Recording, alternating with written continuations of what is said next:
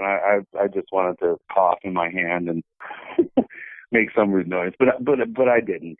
Anyway, he is going to be putting together, like I said, a full 24-hour UFO channel, and that idea, if it can get off the ground, could be a real step forward, I think, for the field if it's done properly, and not like the twins that shall not be named.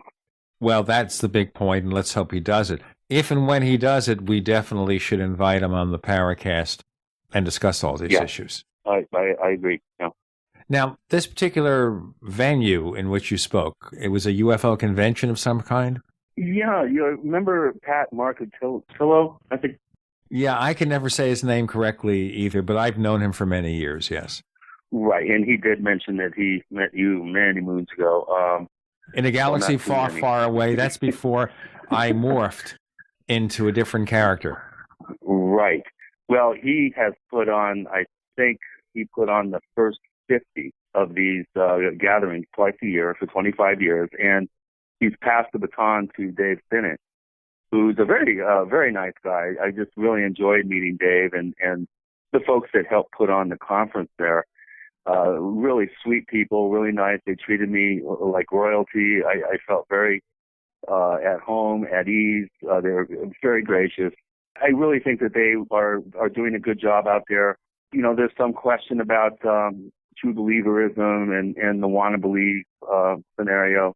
But one of the reasons why Dave said that they invited me was because, they want to start gearing the conference towards a more nuts and bolts, boots on the ground, real objective type presentations that don't, potentially dive off into the realm of suspension of disbelief. And I really think that they're very well intentioned, and I really got a good sense from them, and I really think that they're attempting to ratchet up the believability and the seriousness of the subject, as they cover it in future events.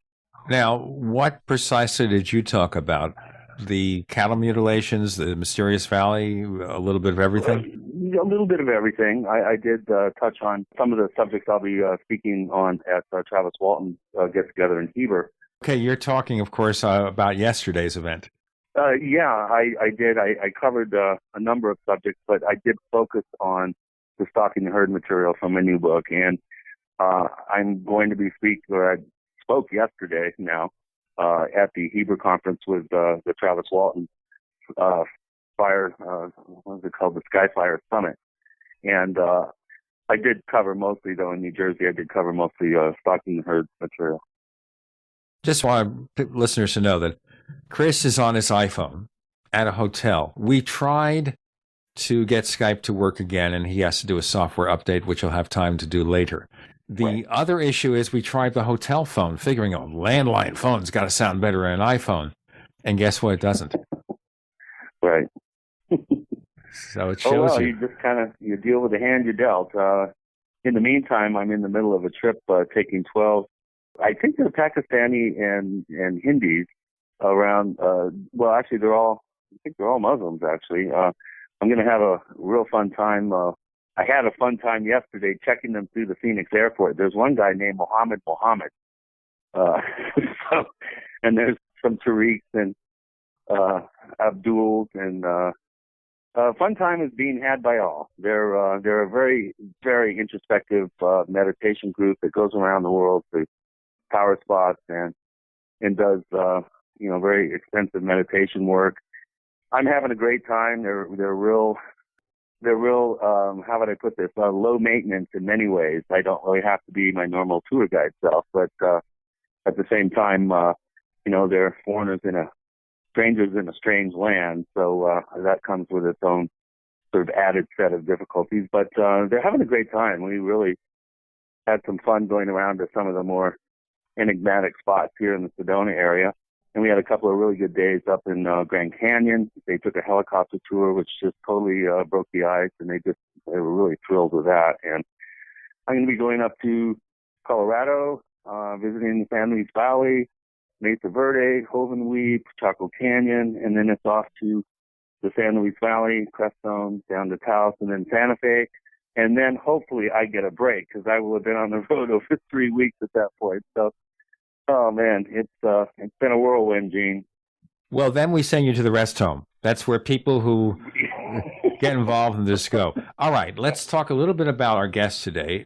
And we're kind of mining territory we've covered to a slight degree with Grant Cameron, of course, which is U.S. presidents and UFOs.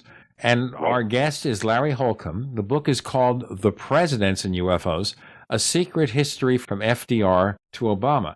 Now, let me point out, the book is going to be published by St. Martin's Press next year. My old publisher. Right, except that they send us a PDF version of what they call the uncorrected galleys. So by being an uncorrected digital galley, we're getting the essence of the book, but there might be errors. And I should point out that it's a very well-presented book. From what I read, pretty well written. It has a foreword by none other than Stanton Friedman. So Stanton Friedman is therefore putting a stamp of approval on this book. Yeah. So this is going to be a fascinating discussion. Lots of questions from our listeners. The book is called The Presidents and UFOs, A Secret History from FDR to Obama, and Larry Holcomb is our guest. Before we break, I want to tell you about our new service, the Paracast Plus. The Paracast Plus is a subscription service where we offer ad-free versions of the show for a modest monthly or annual fee. To learn more about the Paracast Plus, go to our forums, forum.theparacast.com, forum.theparacast.com. With Gene and Chris, you're in the Paracast.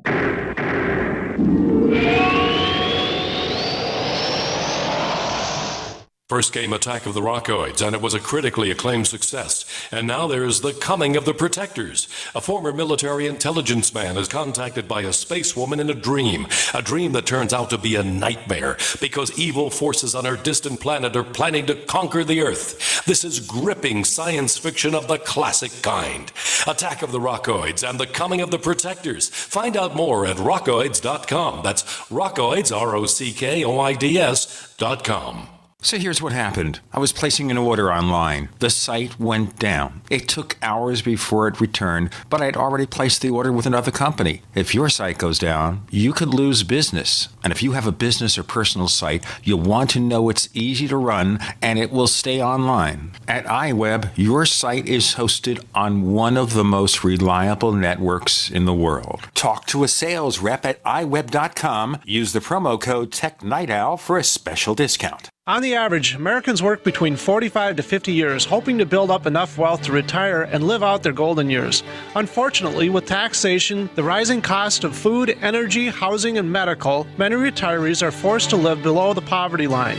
Is this a flaw free enterprise, or is our monetary unit we call the Federal Reserve Note forcing us into perpetual debt, ensuring inflation and higher taxes? These questions and more can be answered by reading G. Edward Griffin's book, The Creature from Jekyll Island. Congressman Ron Paul states it's what every American needs to know about central bank power. A gripping adventure into the secret world of international banking cartel. Hi, this is Ted Anderson. I will give a silver dollar from the early 1900s to anyone who purchases this book. Call 1-800-686-2237 and order a copy today. It's critical that the public be made aware of the system. Call and order your copy today at 1-800-686-2237. That's 1-800-686-2237. For over 5 years, you've been hearing about the Berkey Guy, so you may know a few things about him. For example, you are well aware of the superior quality and effectiveness of Berkey water filters and accessories. But did you know the Berkeys have had independent lab tests done to prove just how effective they are? It's true, and he can email you the test results. Just visit goberkey.com. You may also know that the Berkey Guy has helped tens of thousands of people get better prepared. Now here's something you may not know. GoBerkey.com has amazing specials and deals all the time on a wide variety of survival and preparedness products, most ready to ship same day. Visit the Berkey Guy at GoBerkey.com and be sure to click the red Products on Sale Now button. You can always call toll-free 877-886-3653. Again, that's 877-886-3653. GoBerkey.com, home of the Berkey Guy. If you need to say happy birthday, happy anniversary, thank you, or simply, I'm thinking of you. ProFlowers.com is the key. ProFlowers has stunning bouquets, like the best-selling 100 blooms for $19.99. Plus, ProFlowers will include a glass vase for free. Sending someone a wonderful surprise of beautiful flowers sent fresh from the fields is easy. Choose the bouquet you like, pick the delivery date, and each order is 100% guaranteed. Plus, all bouquets from ProFlowers are guaranteed to last at least 7 full days. Beautiful, fragrant flowers, picked fresh and sent to your loved one for lasting enjoyment. To get this incredible savings and send someone 100 gorgeous blooms with a free vase for $19.99, go to proflowers.com. Click the blue microphone in the top right corner and enter code PLOW. That's proflowers.com. Click the mic and enter code PLOW. We'd like to hear from you.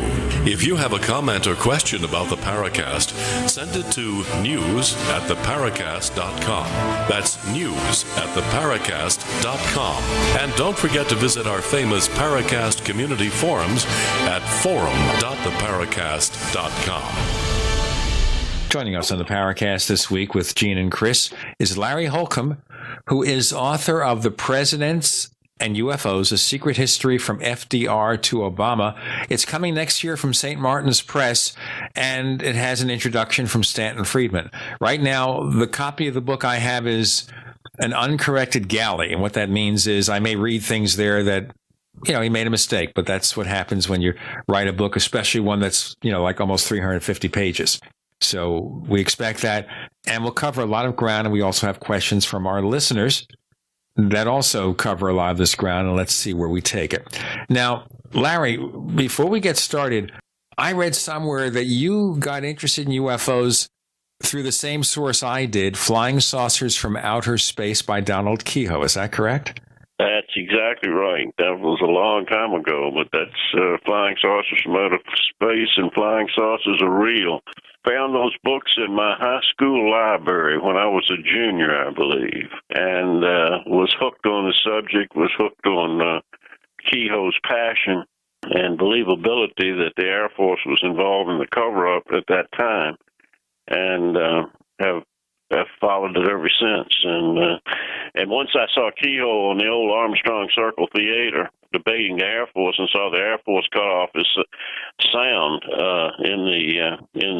toward the end of the broadcast, I knew for a fact that there was a cover-up, that there was censorship going on. So I've been devoted to research into mainstream ufology ever since. Let me bring listeners up to date on what happened here. This is back in the 1950s. Major Kehoe appears on this CBS TV show. Right, now, Circle Theater. Right. Now, the show was scripted. And what this means is that he had to read off a teleprompter exactly what he was saying. The problem is here, supposedly, he was upset over the fact that they kept censoring what he wanted to say. He'd say this, he wanted to say that, and they said, no, we've got to remove that from the script because you can't support it, whatever. So it got to a point where evidently he was so frustrated when he got on TV, and this was live TV. This is not like it's being recorded and they can fix it in the mix. This was live TV. There was no 7-second delay. Now you have a 7-second delay, so if somebody uses the wrong language, they fix it. Our network, GCN, puts this show on a 7-second delay. We've never had an incident where someone used the wrong language, but that's what happens. So Kehoe got so frustrated, he started deviating from the script. And he said something like, and I'm not saying the right words here, it's just paraphrasing, I'm now going to tell you something you haven't heard before. Now, about as soon as they did this, CBS cut him off. Now, as you say, Larry, your feeling is that the Air Force forced CBS to cut him off? My understanding is, Gene, and I my recall is a little weak in that area, but as I recall, the Air Force brought in a couple of people. One was in the booth, in the booth, the engineering booth or what have you. Right, the control room. And he ordered the sound cut off. The Air Force came in with their prepared script, and there were supposed to be one or two other guests on the program, and they balked and they walked away. Kehoe said in a later interview that the only reason he wanted to walk also, but the only reason that he stayed was that he thought that he could get a few words in before the show was over, and that's what he tried to do. And what you said is what I believe is exactly what he said, that he was going to relate something that had never been publicly stated before. And that's when whoever, whenever, wherever in the booth or whatever, cut his sound off. And I was furious. I was a kid then, but I was furious because back in those days, television was, you always having network problems. You always having, vacuum tubes blowing up in the television cameras and what have you. And next morning I got up and read in the paper that they'd cut his sound off. That's when he deviated from the Air Force's prepared script. Yeah, that's the background on it. Well, I remember that some years later, Major Kehoe appeared on a radio show, Long John Nebel. Now, as we've mentioned Long John on the show before, he was the pioneer in paranormal radio. And I'm not going to get too extensive into this, but again, Kehoe talked about it. Now, you also read the book from Captain Ruppelt, The Report on Unidentified Flying Objects? Yes. Okay, so you were basically hooked as a teenager in the UFO subject. Now, I don't want to belabor the point, but at any time in your life, have you ever seen a UFO? Yes, I state that in the book, and I told my story in the book with some reservations, because as a ufologist or a researcher, if you will, you run the risk of losing credibility if you have actually seen a UFO. I saw something that I can't explain. I saw something one time in my home on a small creek, a tributary off of the Chesapeake Bay, that I can't explain, and I can't explain it to this day. At the time, the mind is a wonderful computer, and it's trying to tell you what you're looking at. It's trying to explain to you what you're trying to figure out what you're looking at. And what I saw made no sense whatsoever, which was an orb of about probably 6 feet in diameter and 6 or 7 feet in height. If you would think of a hot air balloon in miniature without a basket below it, that's what this looked like. And my attention was drawn to it because it was across a creek in a cove and in the top of a tree that I was watching, because 2 very large birds, which I think were ospreys, were circling like they were caught in a thermal over the top of this tree. And I saw this frantic rustling in the tree, and your mind is trying to tell you what's causing this rustling. And I thought maybe it was a bird, another bird, an osprey that had been caught in fishing line, which happens a lot on the bay. Birds, especially seagulls, get caught in monofilament and what have you. And all of a sudden, this object rose up out of the tree. And at first, my first thought was it was like one of these Mylar silver party balloons, but I realized it was much larger than that. And it was rotating on a vertical axis, but it was floating just like a balloon would float. So you start thinking of weather balloons. That's just an area that has a lot of military installations around, from Norfolk, all the military installations in Norfolk and Hampton Roads, to the Tucson River, to the well-known now because of the rocket failure, Wallops Island, which is about 40 miles across the bay from me. Dahlgren, a Naval Surface Warfare Center just up the Potomac River. So there's a lot of military installations around, and I thought, well, this has to be something that is military-oriented.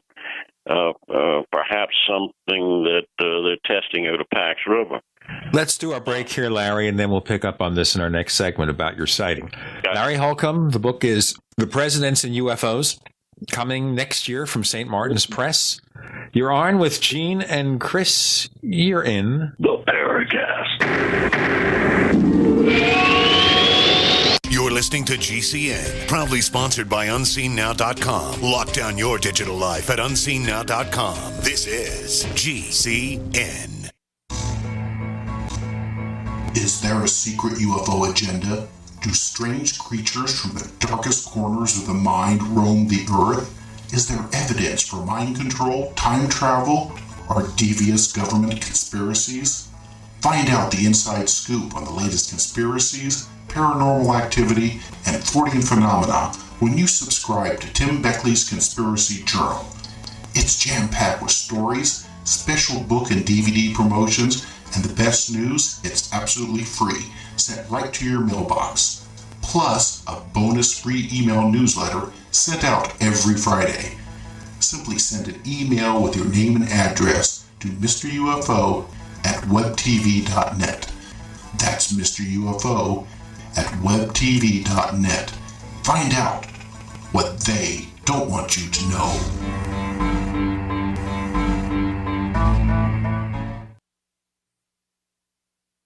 With autumn in the air, it's time to think about getting ready for winter. And it's time to save at herbalhealer.com.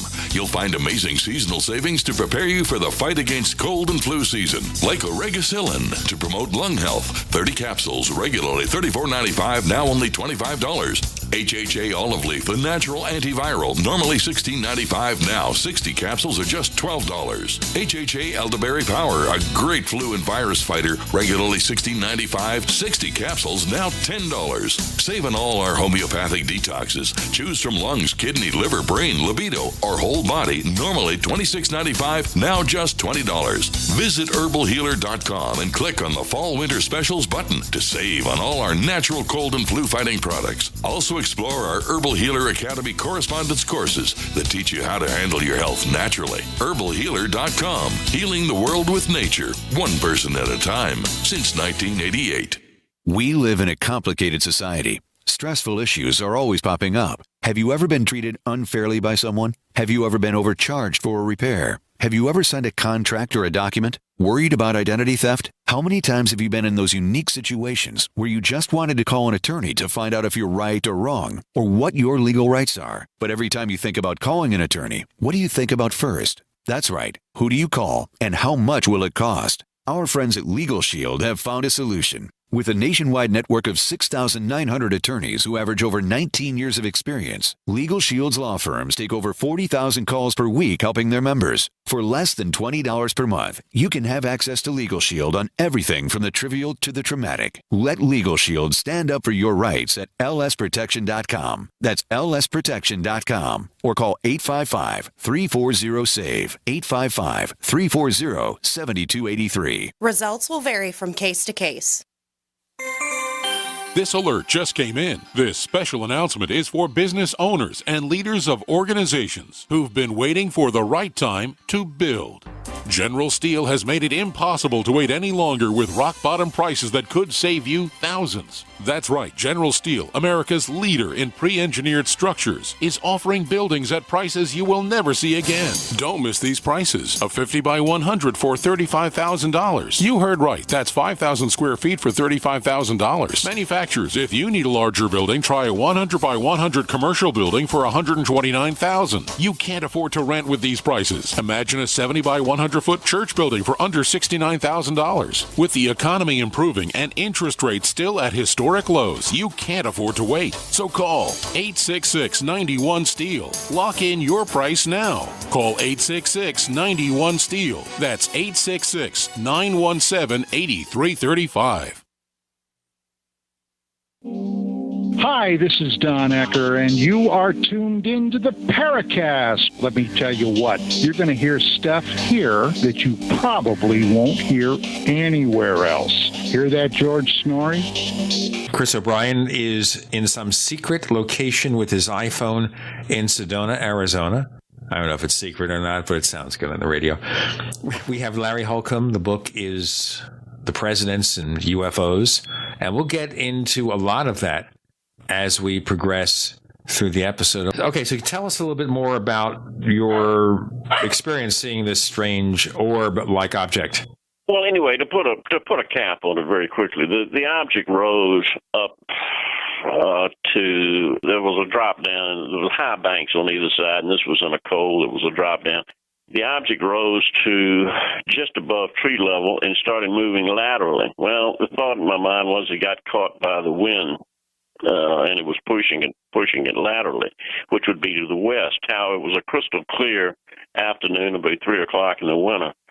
And as I watched it move laterally, and I could see that it was rotating on a vertical axis, all of a sudden a beam of light came off of it. I mean, a brilliant beam of light came off of this thing, which I thought was aimed right at me.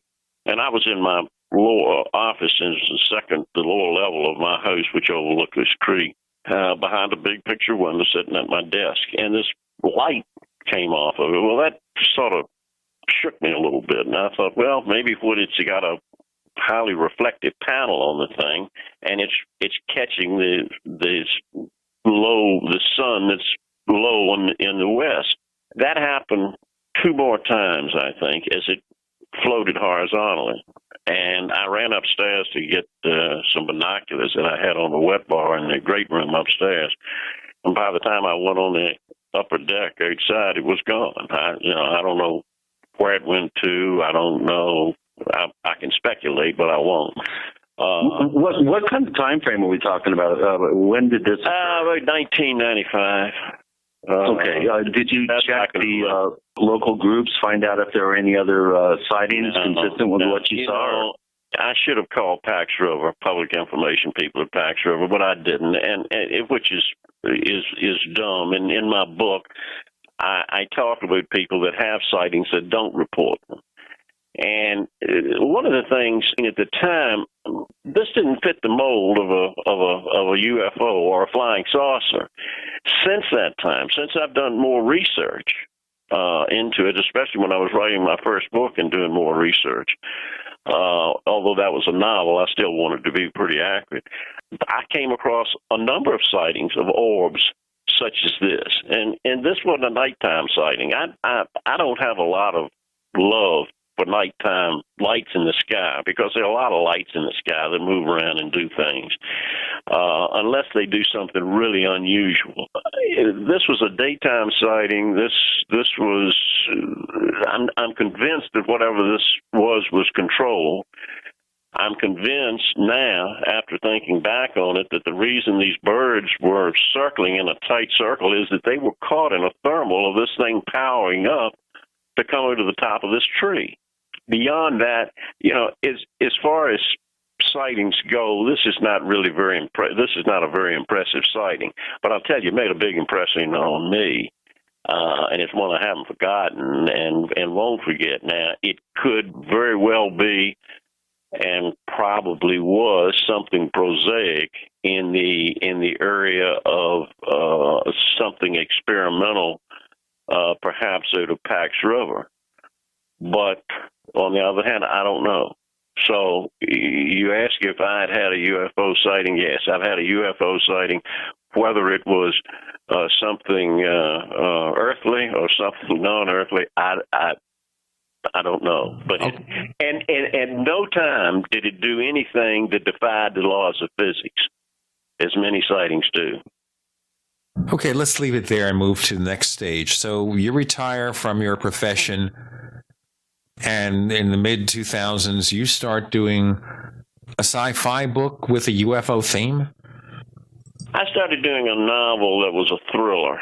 Started out being a murder mystery. I wanted to write. I'd taken journalism. I didn't graduate in college, but I had 2 years of journalism in the old Richmond Professional Institute in Richmond, which is now VCU. And I wanted to write.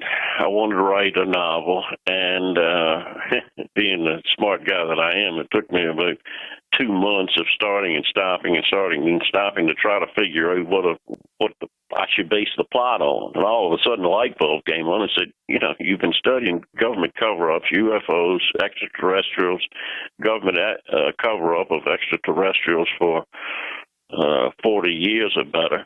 Why not use that? So that's what I based the plot of this murder mystery on, is my background knowledge of a government cover-up, which I think there's no question that there is. government cover-up of extraterrestrial visitation, and so that's where the book came from, and it did rather well locally, but it was a small publisher, and it didn't really give me the platform to expand the book. I've got a nice local following, but that's about it. The book did well locally, but didn't do anything to speak of on the national. Well, your new publisher is, I think, the third largest publishing house in the trade. So you must have had a real good book proposal. It's a whole different world, I'll tell you. St. Martin's is great. I've got a top-notch agent. I just signed a contract with that was sent to me by my agent from an Italian publisher who's bought the rights to the book to publish it in Italy. He's also sold worldwide rights to it for not audio books, but for an audio book. I have an audio book contract on it. And we hope to have more European sales as time goes on. So what attracted you to this particular subject? What the presidents might have known about UFOs?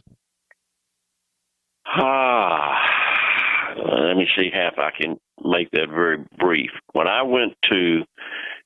When the people at the International UFO Museum and Research Center in Roswell read my book, my novel, and they liked it. And in 2011, they invited me out to speak as an author and a lecturer because of the book. And while out there, I met Stan Friedman, Don Schmidt, Tom Carey, Antonio Hudes, a number of pretty big names in ufology.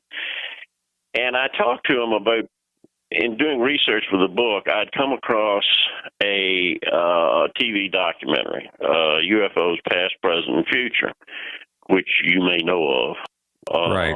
That was written and co-produced by a fellow named Bob Emenager. And I said, this has fallen through the cracks. This is an amazing documentary because it seems to have the full support of the government. You just don't walk into the Pentagon, and this documentary had Colonel William Colvin, who was retired head of Air Force Public Relations, walking the halls of the Pentagon talking about the famous estimate of the situation. The General Hort Vandenberg batted down.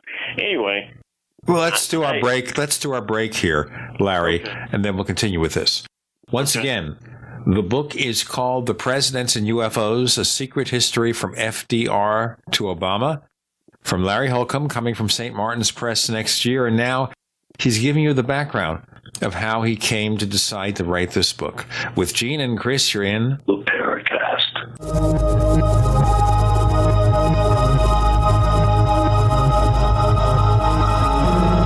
Great minds think alike. The network for the independent-minded. The Genesis Communications Network. GCN. Attack of the Rockoids has been well received by critics and readers alike. It's a thrill-a-minute story you'll never forget. A former U.S. military intelligence officer is haunted by intense dreams about a beautiful woman pleading for his help after a terrible battle in outer space. But the dreams turn out to be true and thrust him into a telepathic love affair with a woman whose faraway planet is intent on destroying the Earth. And now the gripping tale continues in The Coming of the Protectors. It's the second book of the Rockoids trilogy, a galaxy-spanning adventure that pits our hapless heroes against powerful, fanatical enemies that threaten the lives of freedom-loving beings everywhere. Attack of the Rockoids and The Coming of the Protectors. Classic science fiction at its best, available now. For more details, visit rockoids.com. That's ROCKOIDS.com. The experts at Web.com want to build your business a successful website for free, just like we did for these current Web.com customers. We've used and looked at other website designers, but there's nobody better than Web.com. Web.com can build your website in as little as 7 days free. Plus, we'll promote it on all the major search engines like Google, Yahoo, and Bing. If after 30 days you're happy, we'll continue to provide promotion, hosting, support, and maintenance, all for one low monthly fee. If not, cancel and pay nothing. If you're in business today and you don't have a web presence, you won't be taken seriously. Call right now and you'll also get a free .com or .net domain name for your new website powered by VeriSign, the world's leading domain name provider. Call 800-297-0154. That's 800-297-0154. No upfront charge for site build, after which ongoing fees apply. Rights to site are relinquished when canceled. Domain included during active service, after which fees apply. That's 800-297-0154. At 30dayfoodsupply.com, you can now purchase a one-of-a-kind product not available anywhere else. A meatless burger dry mix in 4 delicious flavors. With our new Oregon Trail Foods vegan burgers, all you do is add water and fry. They need no refrigeration. They're packaged in Mylar bags with an oxygen absorber for a long shelf life. They're non-GMO. They're gluten, soy, nut, and chemical-free, but they're loaded with flavor. And a good source of carbs and protein, yet low in sodium. Flavors include Italian, spicy Mexican, 6 vegetable, and black bean olive. Go to 30dayfoodsupply.com or call 541-229-0010 and order today. Eat them every day, take them camping, or save them for an emergency. Check them out at 30dayfoodsupply.com and click on the vegan burger icon. That's 30dayfoodsupply.com, where all of our products are produced in Oregon by Oregon Trail Foods. 30dayfoodsupply.com. You have all seen and heard about the elements of the periodic table. These elements are the building blocks of everything in the universe. You, my friends, are made from these elements. A shortage of any of these important trace elements can lead to disease. Go with the science and take the Lady Talk Health Challenge and get all 90 essential trace elements with a healthy start pack at LadyTalkLive.com. Or call 855-333-LADY. That's 855-333-5239. Research shows it's not just what you put in your body that counts, it's what you put on it as well. Why not use an all-natural, healthy mineral-based makeup that actually benefits your skin? Once you experience the airiness and flawless coverage of Longevity mineral makeup, you will never use anything else. With Longevity, the perception of your complexion will be natural perfection. Animal-friendly mineral makeup at Mary Lou Health. That's MARILU Health.com. Or call 855-321-HEALTH.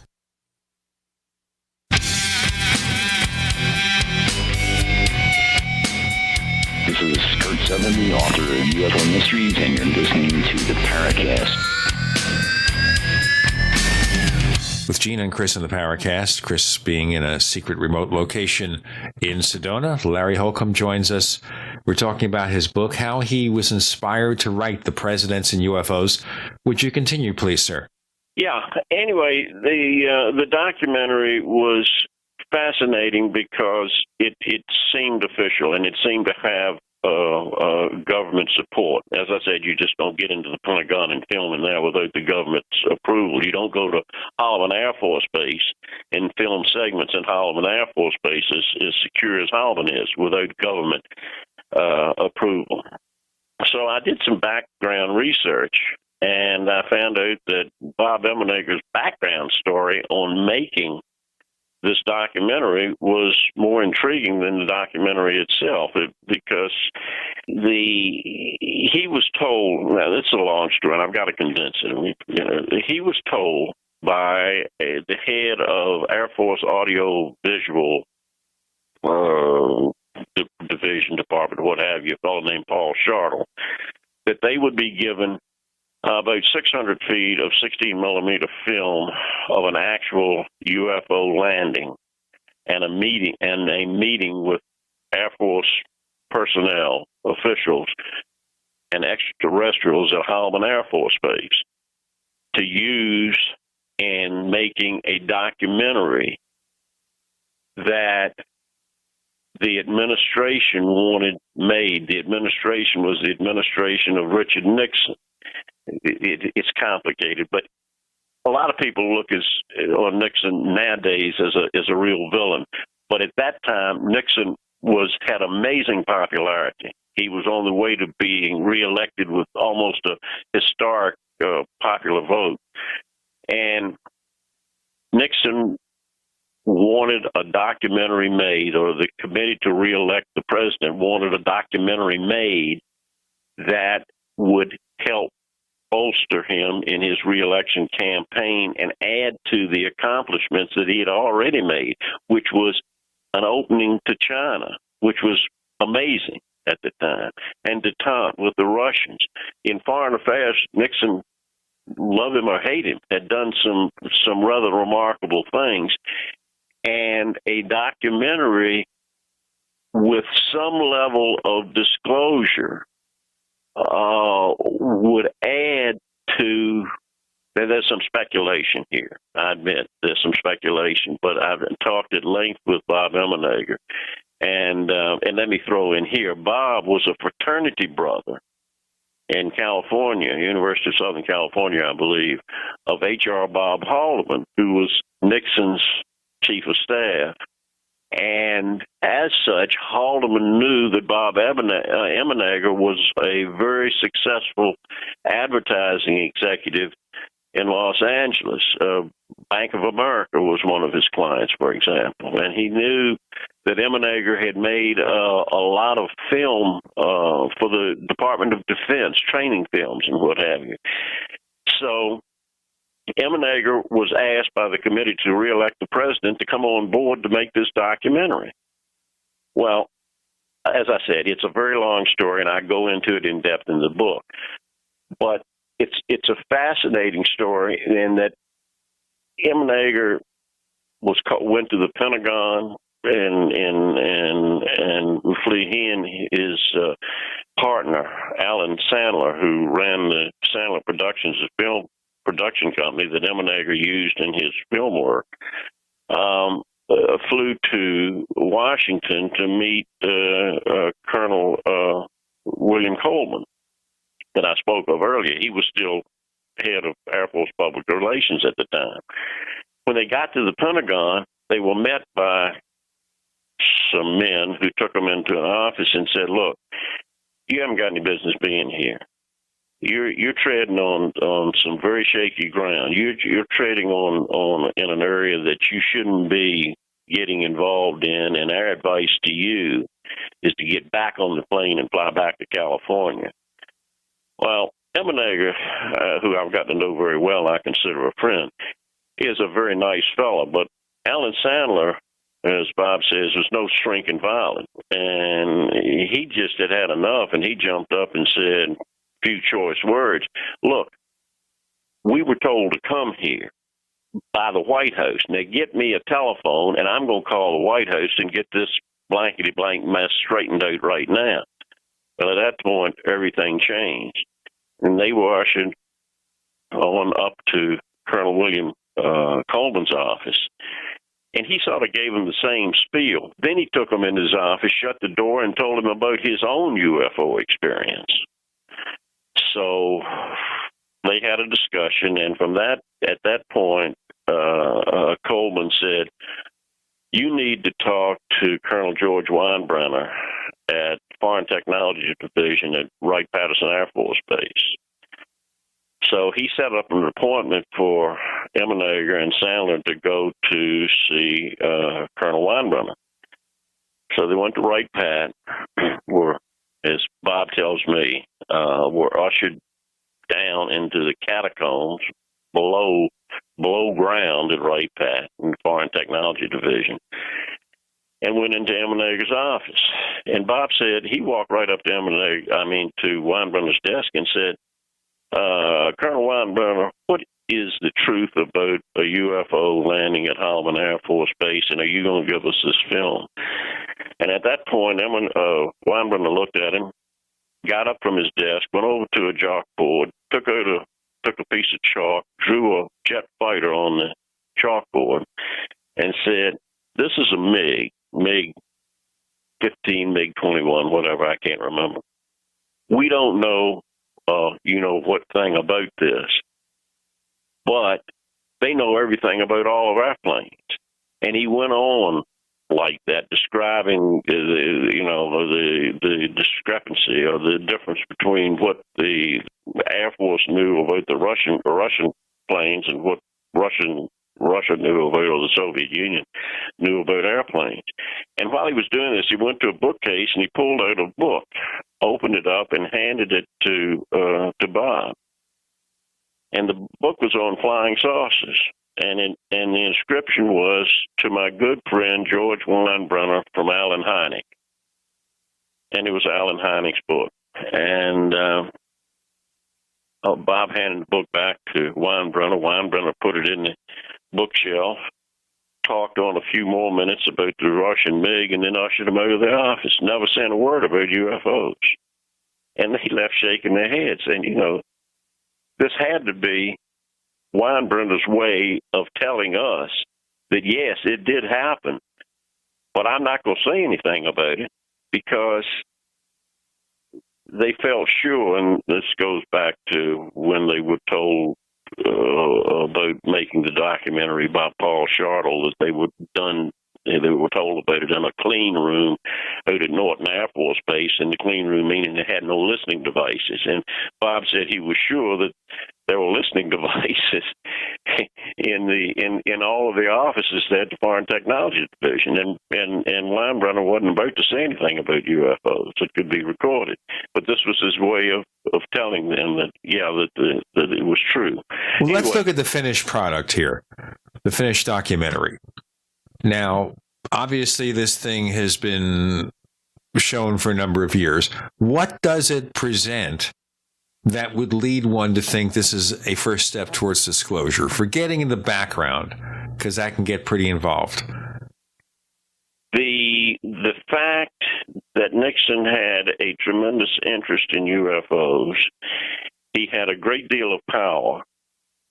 He had a close friend in Jackie Gleason, who was almost fanatically interested in UFOs. As a matter of fact, when he died, I think he had something like 1,600 books that was donated to the University of Miami on UFOs and the paranormal.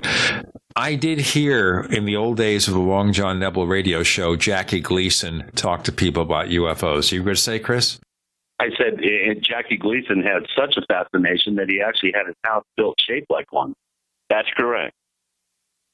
And the outhouses were the scout ships. The main house was called the mothership, and the outhouses, the guest houses and what have you, were called the scout ships.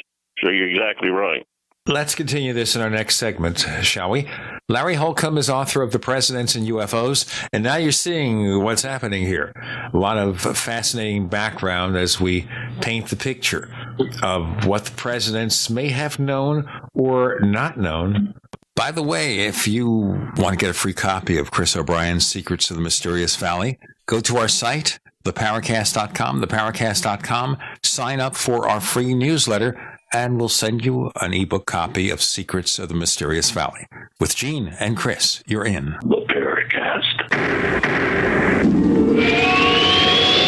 You're listening to GCN, proudly sponsored by UnseenNow.com. Lock down your digital life at UnseenNow.com. This is GCN. For all our loyal listeners, it's time for another giveaway. Over the next 30 days, our friends at SupernaturalSilver.com are giving away 6 16-ounce Supernatural Silver liquid valued at nearly $100 per bottle, or their skin and body gel priced at $49.98. All you have to do is enter and win at GCNLive.com. Hurry, contest ends December 5th. GCN can give you and your loved ones a fighting chance with the Supernatural Silver giveaway at GCNLive.com. We the people grow cotton, weave fabric, engrave ink, embed strips and fibers to protect from counterfeit, then carting to a private bank, having it lent back at interest, forcing taxes to service debt. This capitalism, or was Jefferson correct when stating a central bank issuing the public currency is a greater menace to the liberties of the people than a standing army? Hi, Ted Anderson. I'm placing a free silver dollar in a book that explains our monetary system. Call for your copy, 800-686-2237. It's time to understand the system. Call 800-686-2237. That's 800-686-2237. If you need to say happy birthday, happy anniversary, thank you, or simply I'm thinking of you, ProFlowers.com is the key. ProFlowers has stunning bouquets, like the best-selling 100 blooms for $19.99. Plus, ProFlowers will include a glass vase for free. Sending someone a wonderful surprise of beautiful flowers sent fresh from the fields is easy. Choose the bouquet you like, pick the delivery date, and each order is 100% guaranteed. Plus, all bouquets from ProFlowers are guaranteed to last at least 7 full days. Beautiful, fragrant flowers, picked fresh and sent to your loved one for lasting enjoyment. To get this incredible savings and send someone 100 gorgeous blooms with a free vase for $19.99, go to proflowers.com, click the blue microphone in the top right corner, and enter code PLOW. That's proflowers.com. Click the mic and enter code PLOW.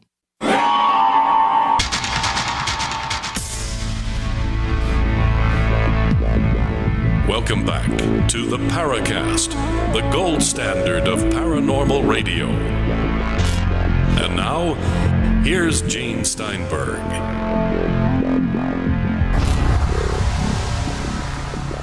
With Gene and Chris at the Paracast, we have Larry Holcomb. We're talking about presidents and UFOs. Let me just ask you an overreaching question here. Now, do the presidents, when they take office, and it could be any of them since, of course, the UFO era started in 1947, are they all universally read into what's going on? In my opinion, absolutely not. I think Truman was in absolute control of the UFO issue. I think my personal belief is that the Majestic documents, the main core of the Majestic documents, MJ-12 documents, are factual. I think there's some bogus documents in there too, which sort of spoils the apple barrel, if you will. But I think that the basic Majestic documents are true. I think that Truman set up the Majestic MJ-12 group. I think that was passed on to Eisenhower, possibly not Truman, because there was some. By the time that Eisenhower took office, there was bad blood between he and Truman. But the director of CIA was Walter Beadle Smith, who was extremely close to Eisenhower, as you probably know, and his chief of staff during the Second World War. And Beadle Smith, I'm sure, briefed Eisenhower in detail on it. But I think that by the end of the Eisenhower administration, the intelligence community and the military-industrial complex had started to gain immense power. And the information, the background, the knowledge of UFOs and extraterrestrial life was being wrestled away or taken away from the presidency and being handled deep within the intelligence community and the military-industrial complex. And I believe that what Eisenhower said, that the famous speech, his farewell to the nation speech, when he warned of the power of the military-industrial complex, this was on his mind when he did that. But I think that there was a great shift in power at that time, and this went over into the Kennedy administration, which is another topic in itself. But subsequent presidents, some were in the loop more than others. I don't think Jimmy Carter was in the loop. I don't think, at least at the beginning, Bill Clinton was in the loop. Jerry Ford probably was to some degree. Lyndon Johnson, and I've spent some time in the Johnson Library archives, and you're not going to find, well, first of all, you're not going to find a smoking gun in presidential libraries. You may find you'll find timelines that'll help you, but you're not going to find a smoking gun. It's not clear to me exactly how much Lyndon Johnson was in the loop. He could have been a great deal. It could have been very little. But the bottom line of what you're asking is, I think that from Truman to Eisenhower, they were in control. Eisenhower started losing control, and then I think that the real nucleus of knowledge is somewhere deep within the intelligence community and in the military-industrial complex. And maybe surprisingly, may sound surprising to people, but I think that the Office of Naval Intelligence is conceivably more involved in it than any. I think the Navy is very deeply involved in the UFO issue. Why the Navy over the Air Force? A lot of little things that I've read. The Navy is very close-mouthed on it, and I make that statement, and it's hard to give you one example to back it up, but it's just a culmination of little things that I've come across and I've studied to believe that the Navy is very involved in it. The Navy, it's my belief that the so-called Area 51, which I've got some feelings on that also, but what goes on at the Groom Lake, a lot of those contractors out there are paid by the Navy. So I think the Navy's very deeply involved in it, and the Navy has you just can't get anything out of the Navy. Let me go back to MJ-12. As you know, having followed the UFO field, MJ-12 is highly disputed.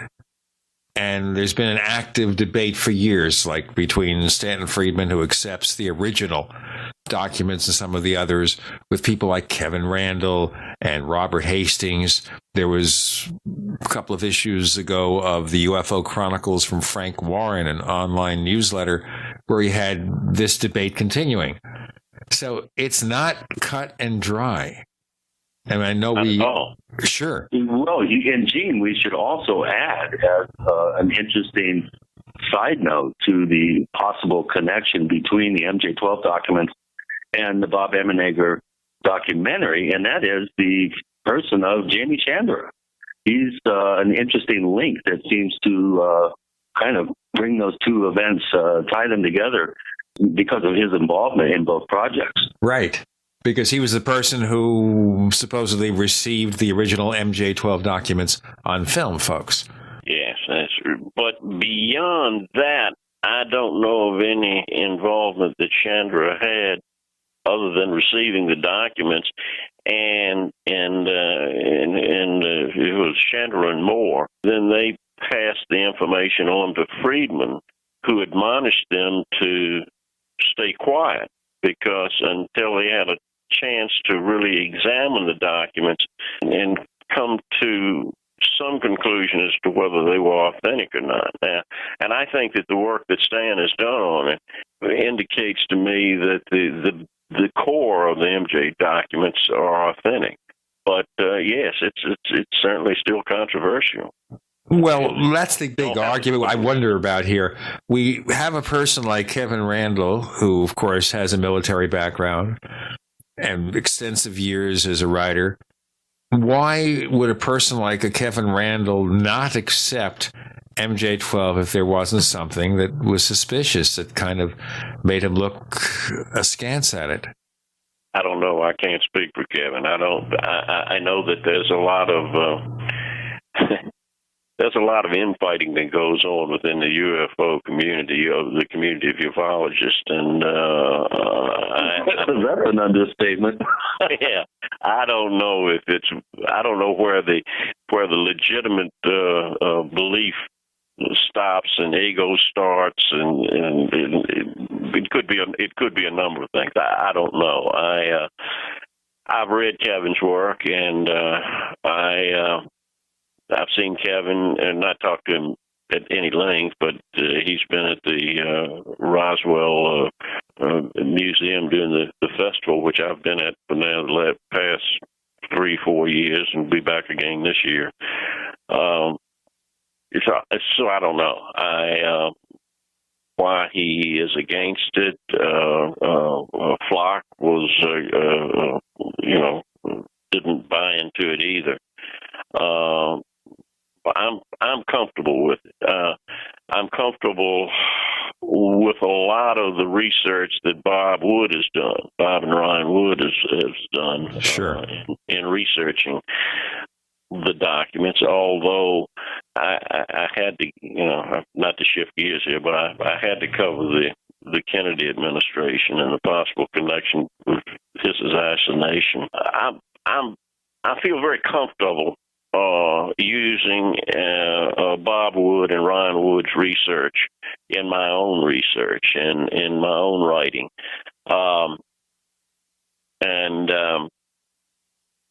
Although they have some questionable documents that they give a high level of authenticity to that I question a little bit, but in any case, such as the Byrne memo, which I'm sure you're familiar with. I'm going to ask you in our next segment to explain what that is very briefly before we move on. We're talking to Larry Holcomb. The book is The Presidents and UFOs. We have questions from our listeners later on.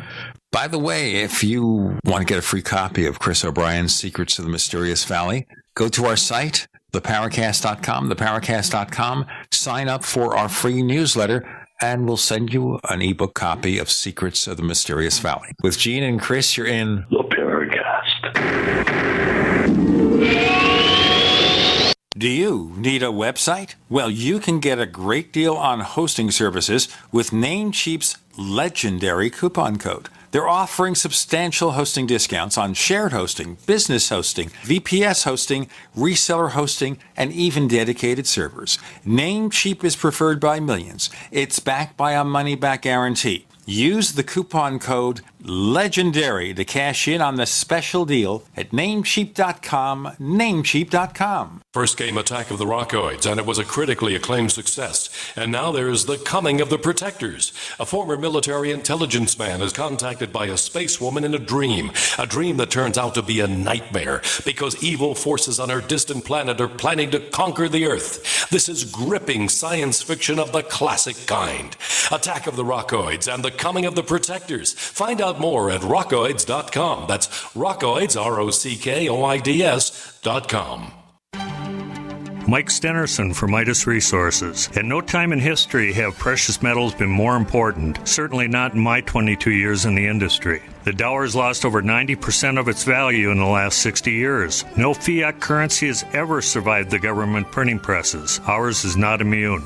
The time is now to be proactive. 1-800-686-2237, extension 116. Anything tied to the dollar is at risk. CDs, annuities, 401ks, IRAs, stocks, bonds, you name it, so decide. Do you want to leave a legacy of wealth or debt for your family? The choice is yours. Call me at 1-800-686-2237, extension 116. That's 1-800-686-2237, extension 116.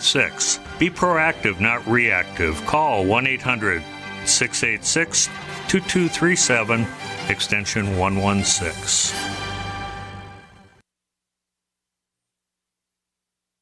You pick up the receiver. With your heart racing and sweat dripping from your forehead, you finally muster the courage to dial the number to call into your favorite talk radio show. It rings once, twice, and then... Hello, it's GCN. What's your name and the state you're calling from? Surprised you got through, you squeak out. Jason from Minnesota. Please hold. As you patiently wait for your turn, you begin to daydream about being a famous talk radio host and what it would be like to have your own show.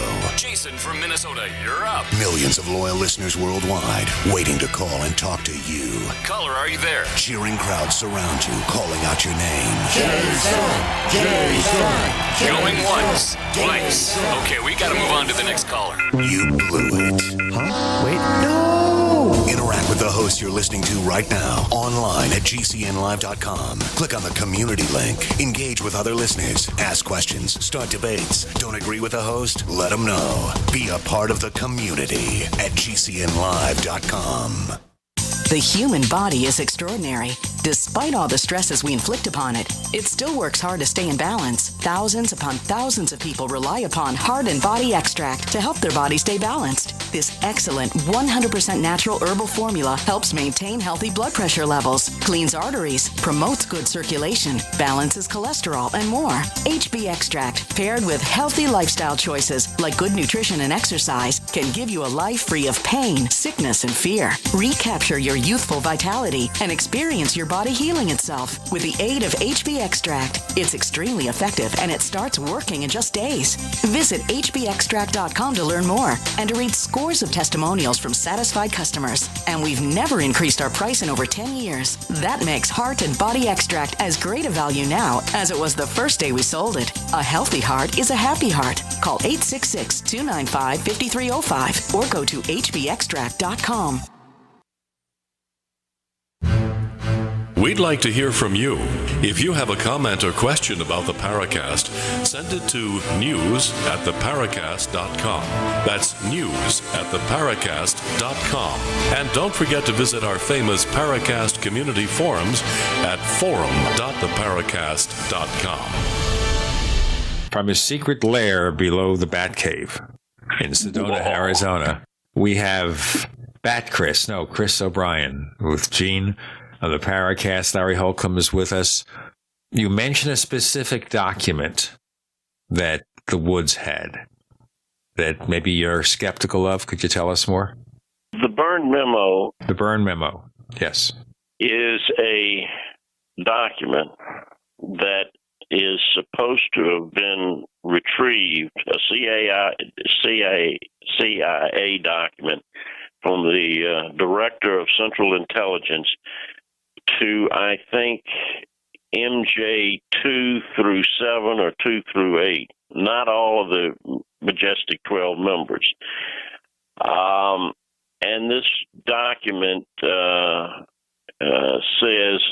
well, I can't quote it exactly, but in essence, the bottom line is that Lancer is asking us for data that we can't allow him to have. That is, and Lancer is the code name for President Kennedy. And what President Kennedy wanted, which we know for a fact, is he wanted to share. He was asking the CIA for data and NASA for data on our space program that we could share with the Russians. In other words, what we knew and what we had learned and all of our information, he wanted to share with the Russians. He was also asking the CIA for all information they had on unidentified flying objects. And the so-called Byrne Memo, which has burn marks around it like somebody pulled it out of a furnace, states that from the director of CIA to these various MJ-12 members that we cannot, if Lancer wants, we cannot allow Lancer to have this information. There are 7 or 8 tab pages that go along with this. The last tab page is the most chilling. If, underline if, these documents are authentic. And the last page is a memo that says, if Washington, meaning the Kennedy administration, and it's very hard to read, and I can't quote it now in depth, but it ends up by saying, if Washington continues to demand this information, these documents, the matter must become wet. And wet is a code word for assassination. Wet was actually coined by the KGB, but it's not out of the question to think that the CIA would use the same code word. Okay, let's get to the long and short of it. Why do you believe this is a fake document? I don't say that. Didn't say that I believed it was a fake. I'm saying that I question it. I don't. It's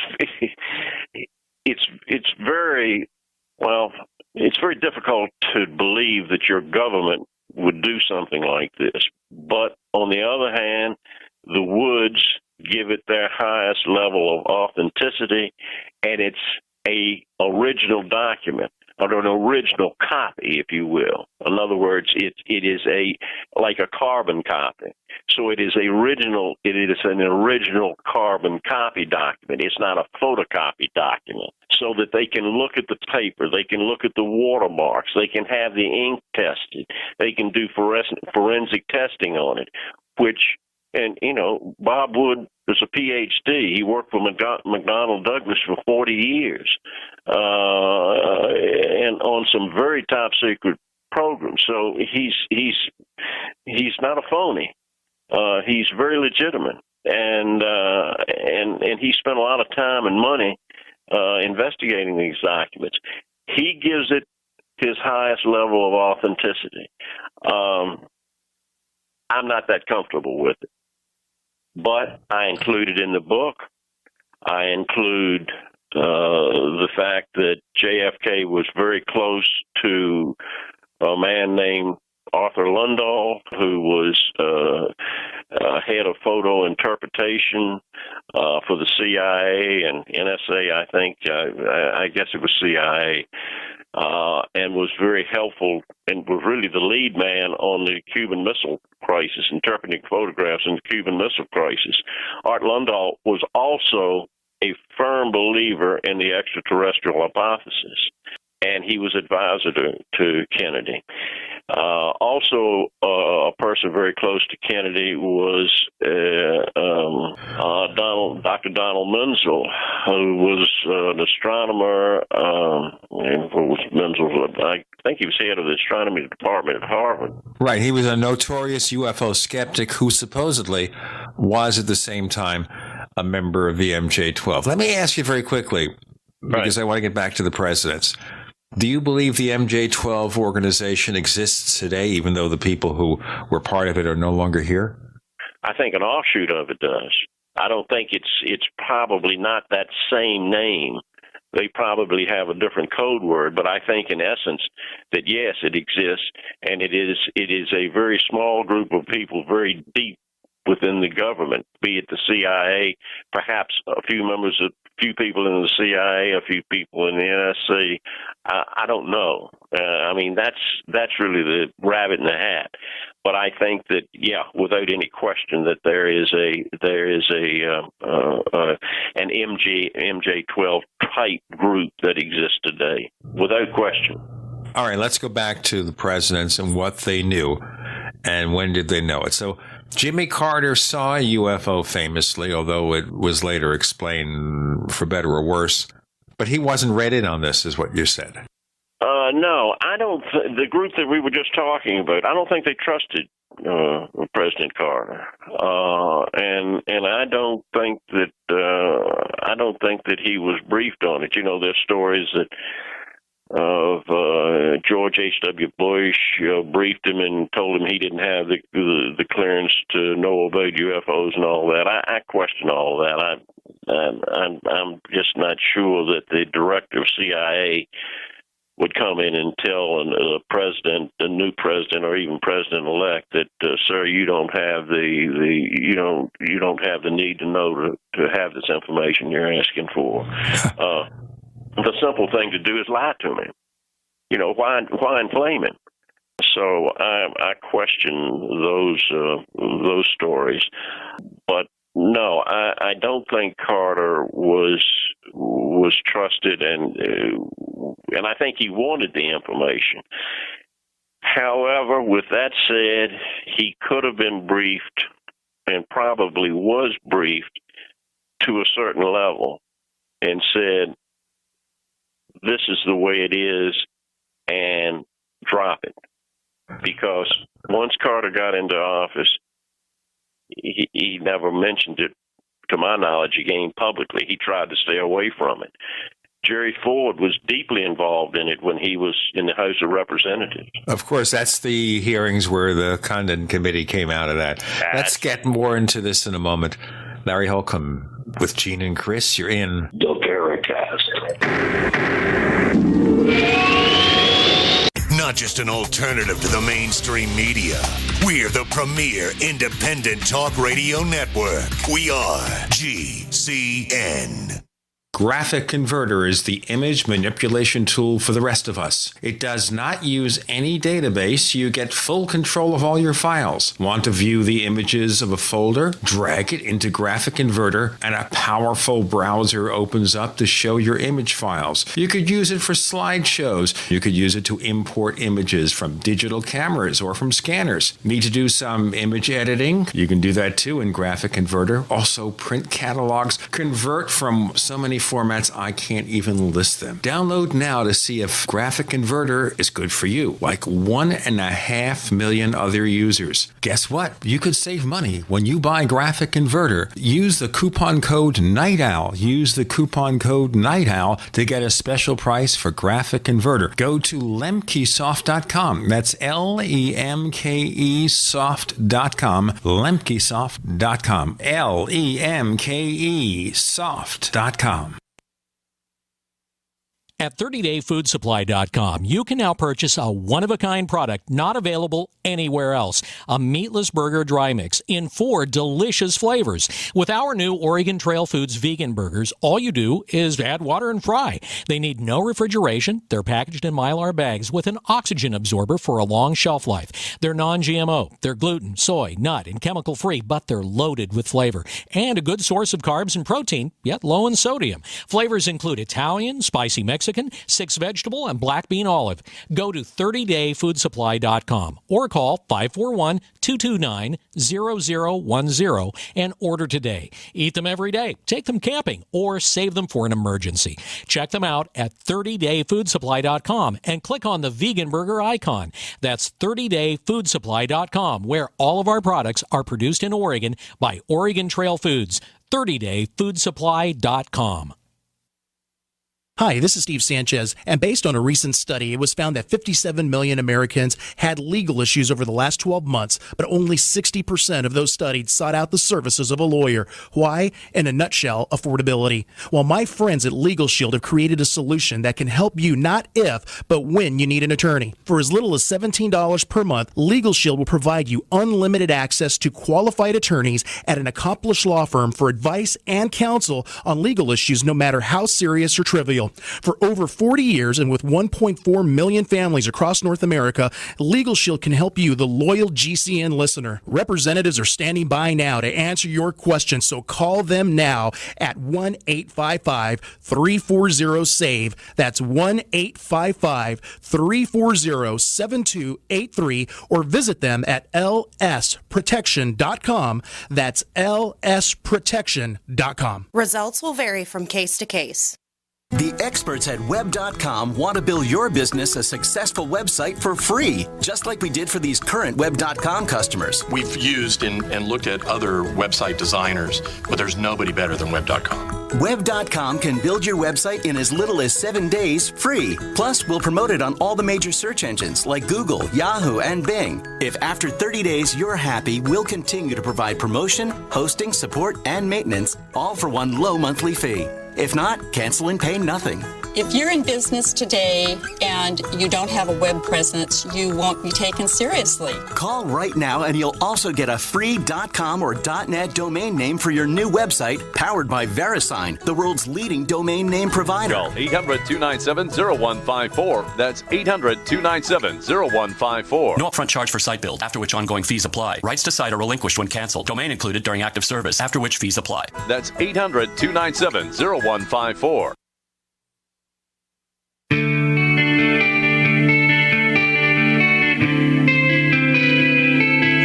Jerome Clark, author of the UFO Encyclopedia and other books. You're listening to the Paracast.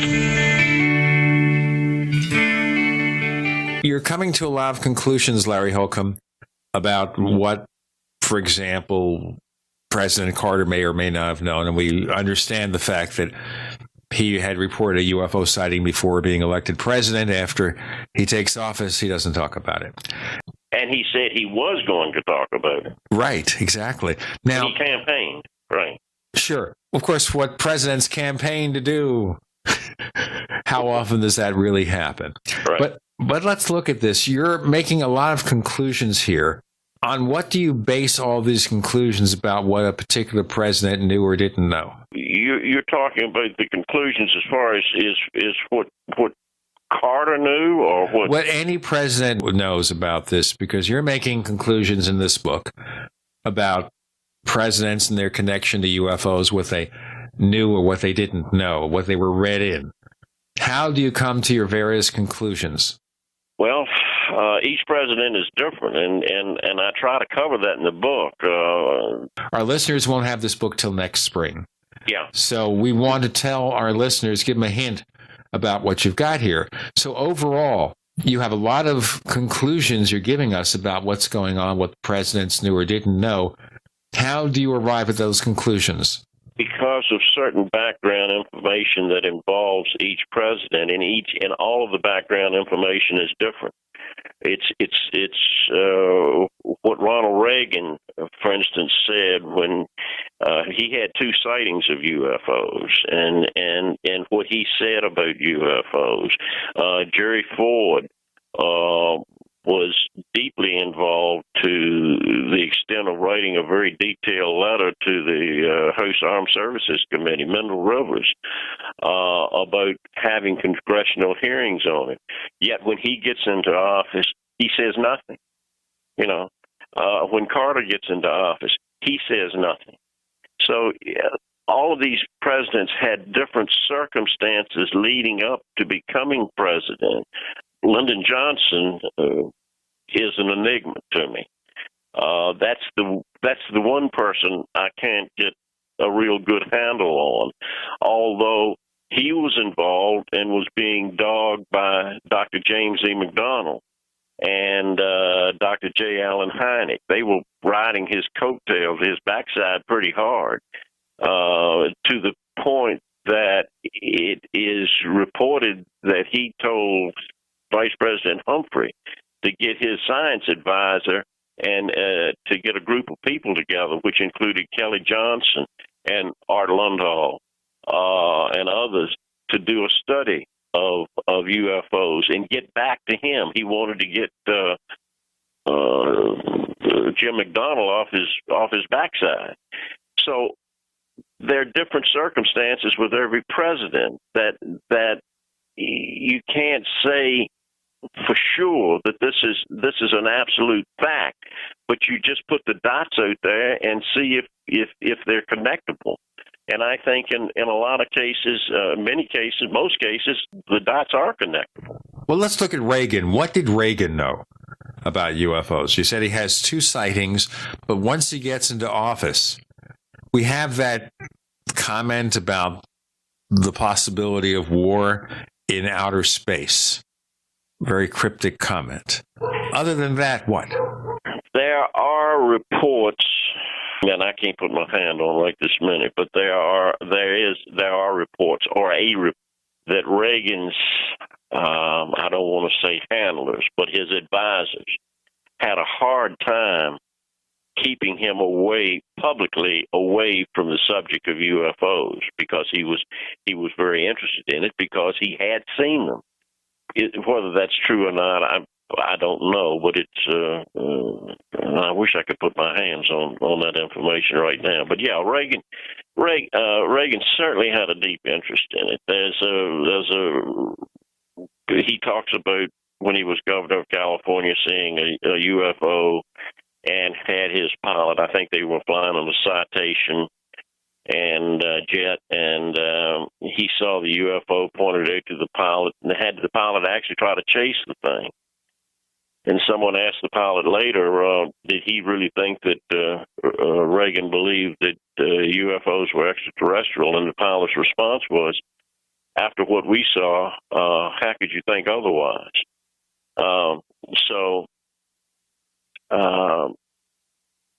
Yeah, I think that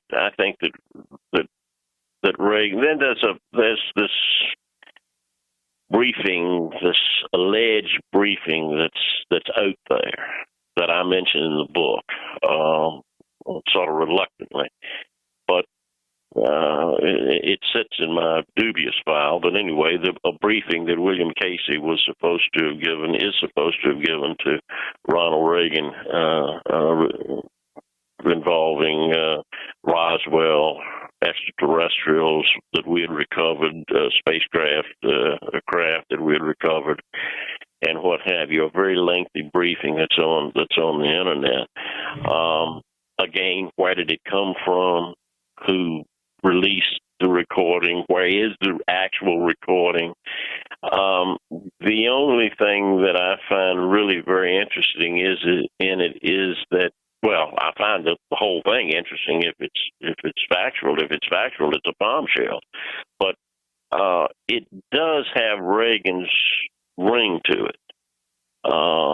It when you read it, it sounds Reagan-esque. And the way the briefing was done sounds accurate. So I don't know. As I say, it rests in my dubious file. I mention it in the book. I go into it a little bit, but and if it's accurate, Reagan was deeply briefed on the subject. All right, we're going to have to break in a couple of minutes, but I wanted to bring up something earlier, and then we'll get to later presidents.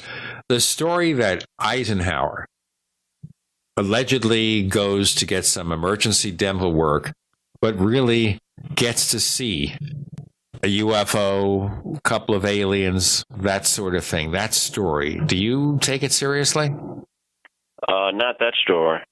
It doesn't add up.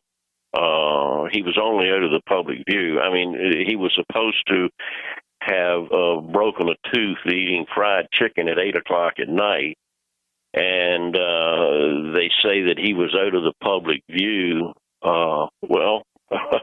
until he went to church the next morning. Well, why wouldn't he be? I mean, 8 o'clock at night until you go to church the next morning, would the president be in the public view? He had played golf with Ben Hogan either that day or the next day or the following Monday. I think that was a Saturday night.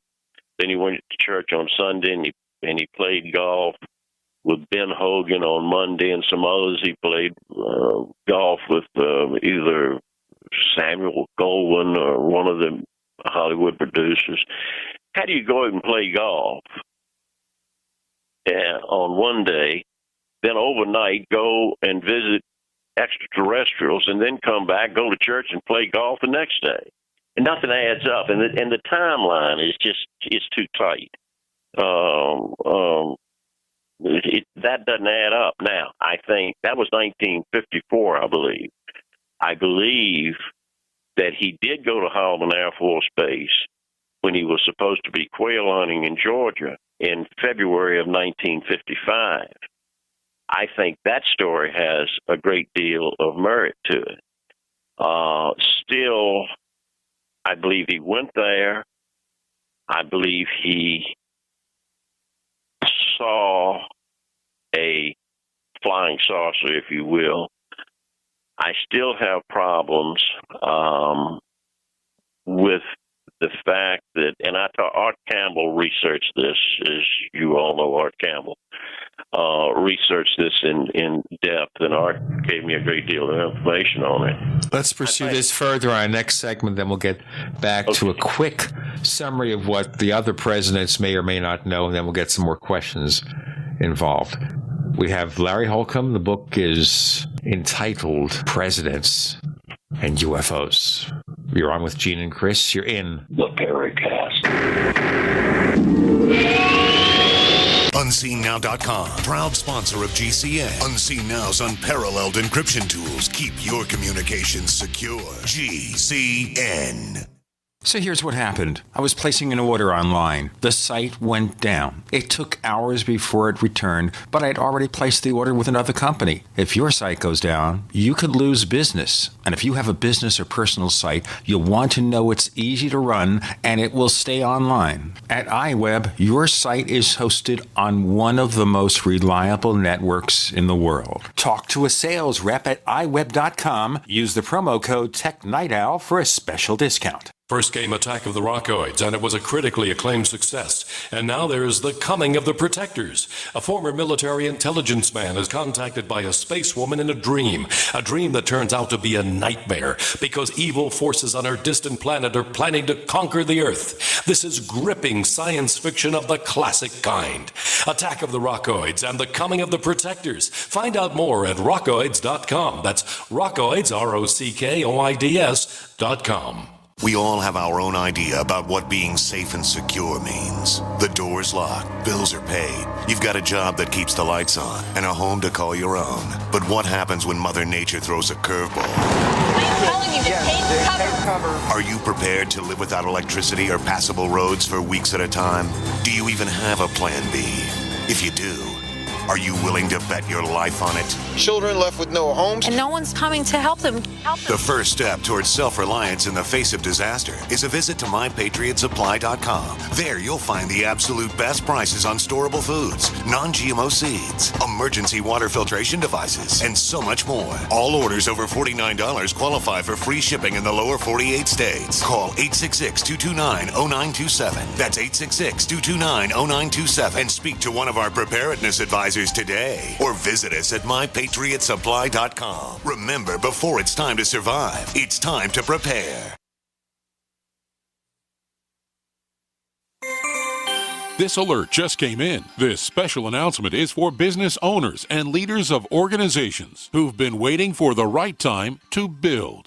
General Steel has made it impossible to wait any longer with rock-bottom prices that could save you thousands. That's right, General Steel, America's leader in pre-engineered structures, is offering buildings at prices you will never see again. Don't miss these prices. A 50 by 100 for $35,000. You heard right. That's 5,000 square feet for $35,000. Manufacturers, if you need a larger building, try a 100 by 100 commercial building for $129,000. You can't afford to rent with these prices. Imagine a 70 by 100-foot church building for under $69,000. With the economy improving and interest rates still at historic lows, you can't afford to wait. So call 866-91-STEEL. Lock in your price now. Call 866-91-STEEL. That's 866-917-8335. I'm Kay Swirling from KSCO Radio in Santa Cruz. I'm 93 years old, and I'm a big fan of Alex Jones because he has the courage to speak his mind more than just about anyone I know. Alex is just as bothered as I am about all the advertising you hear for toxic prescription drugs that make you sicker, not healthy. I prefer to give my body all 90 essential nutrients it needs for life to prevent disease, not compound it. My favorite complete supplement is Beyond Tangy Tangerine from Youngevity, which I take every day along with EFA Plus and Beyond OsteoFX. I recommend you go online to InfoWarsTeam.com to purchase these products and make them part of your daily regimen to get healthy and live longer. InfoWarsTeam.com.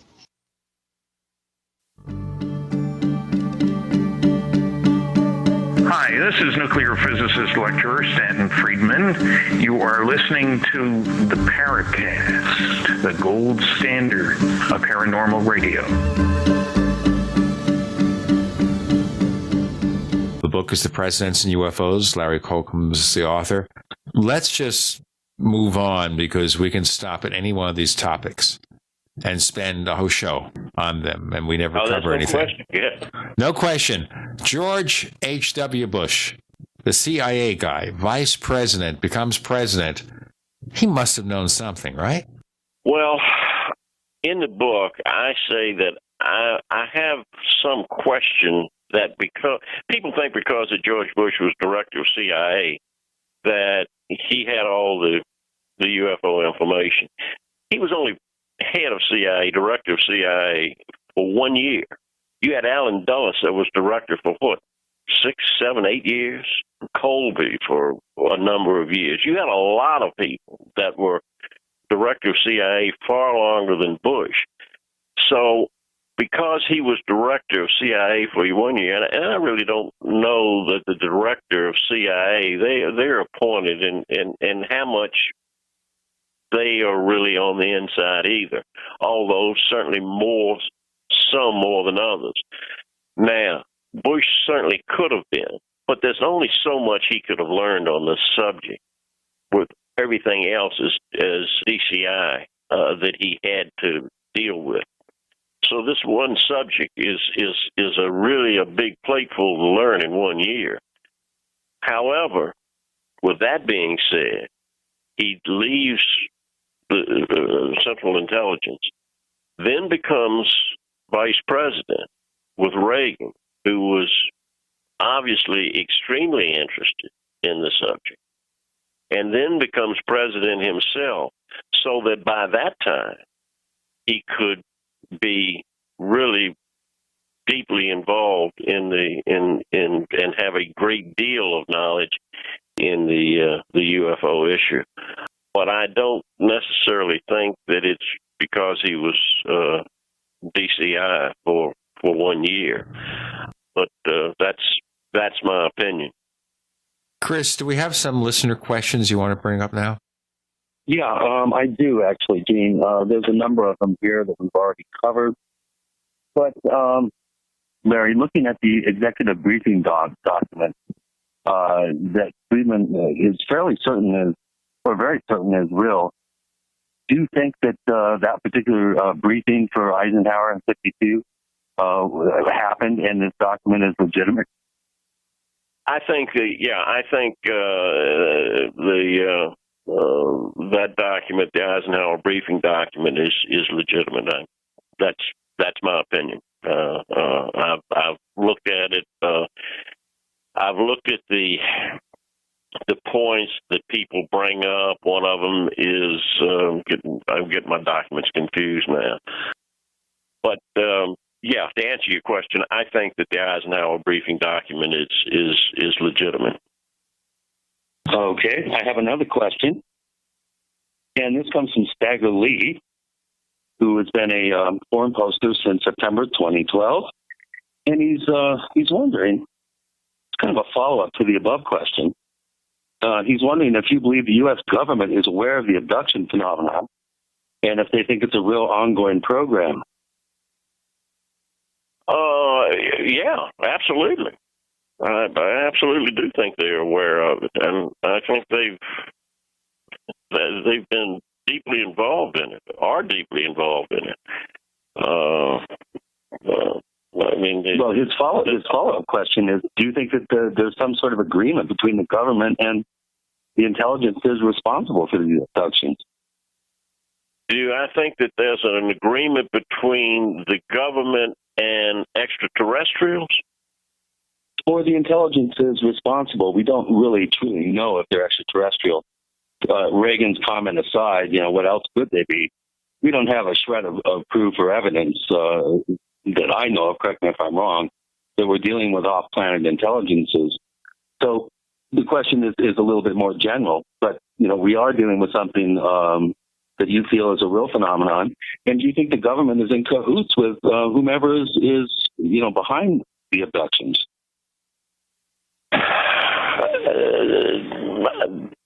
That's in my dubious basket. I just don't know. And I don't think anybody else does.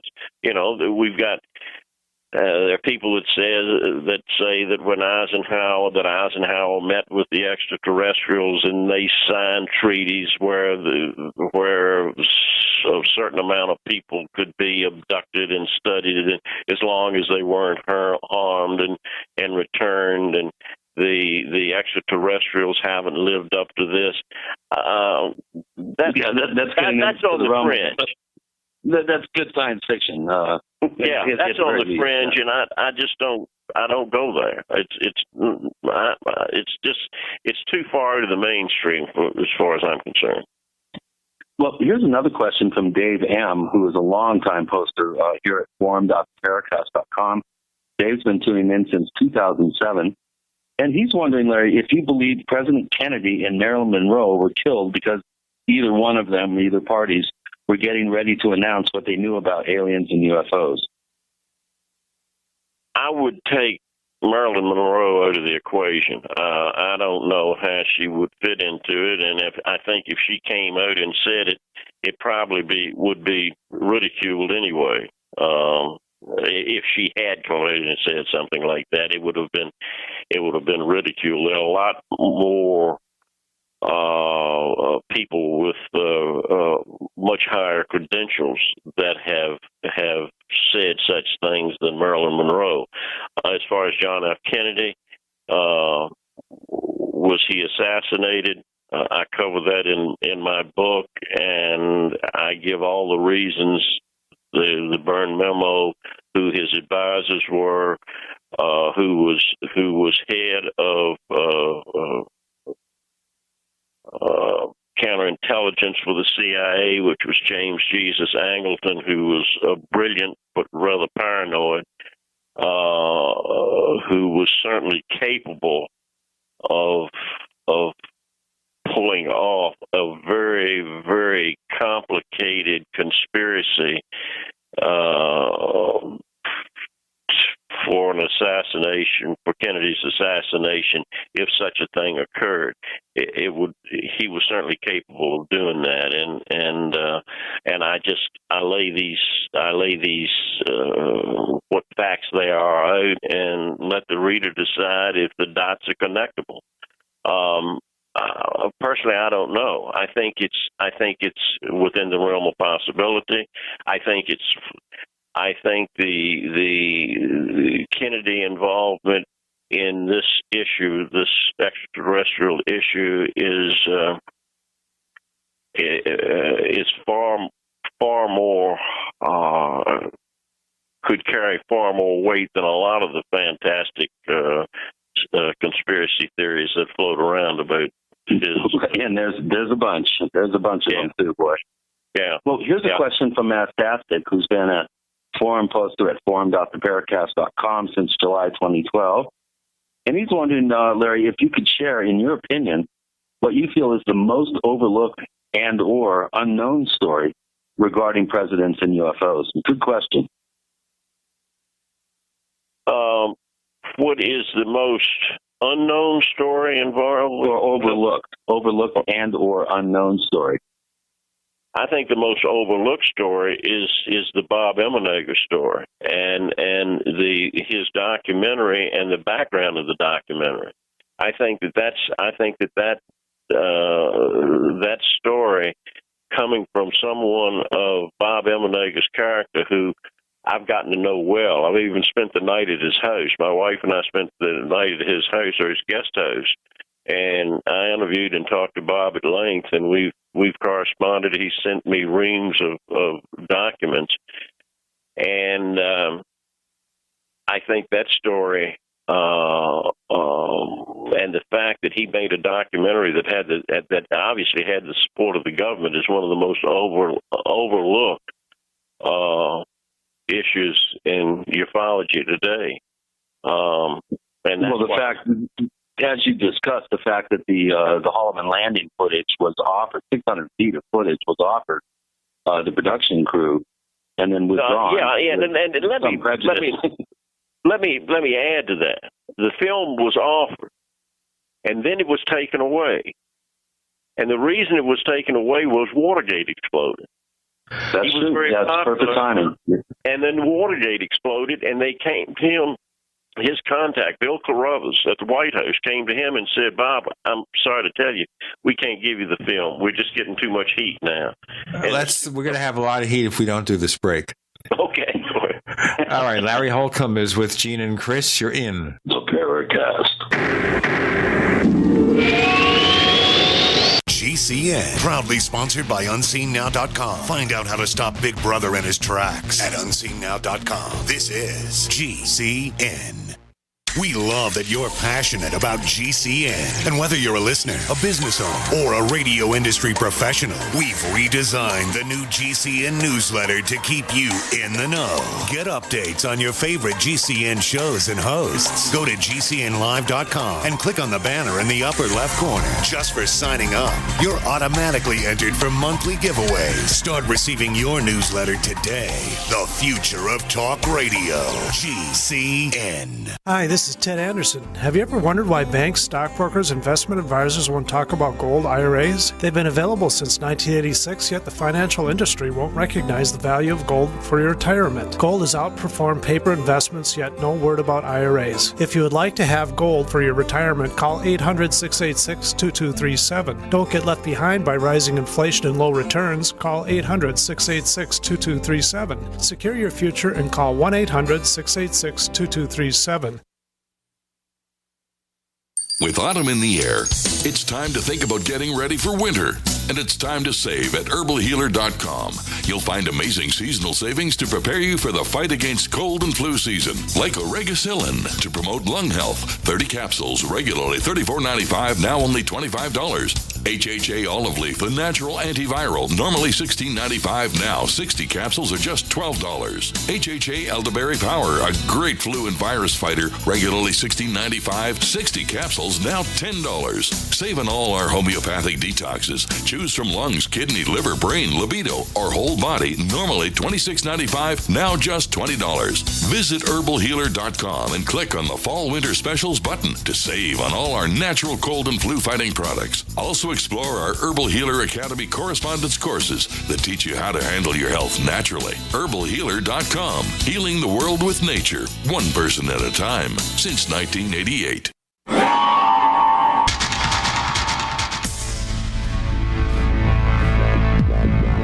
Welcome back to the Paracast, the gold standard of paranormal radio. And now, here's Gene Steinberg. Of course, a crazy conspiracy theory, Larry Holcomb, would be that Watergate was discovered and revealed to hide disclosure of UFOs and prevent it. Ooh. Yeah, that's a good one, Gene. I've never heard that, but yeah, that's a yeah. That's kind of a ring to it, doesn't it, Larry? Yeah, it really does. That's a new one on me. You got me there.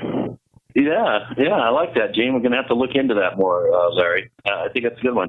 Now, here's one from Vesby High Folk, and this is one that I've often wondered. And his question is there any evidence whatsoever that President Truman actually inspected the Roswell crash saucer debris? Not that I know of. Not that I've ever heard. Not saying that he didn't, but I've never read anywhere that he did at all. I don't know that it would be necessary for him to do it. That's not saying that he didn't out of curiosity, but he's not a scientist. Well, he was from the Missouri, the Show Me state. So one would think something as amazing and groundbreaking as debris from an actual extraterrestrial craft. You'd think that the Show Me president, had to sign the buck stops here.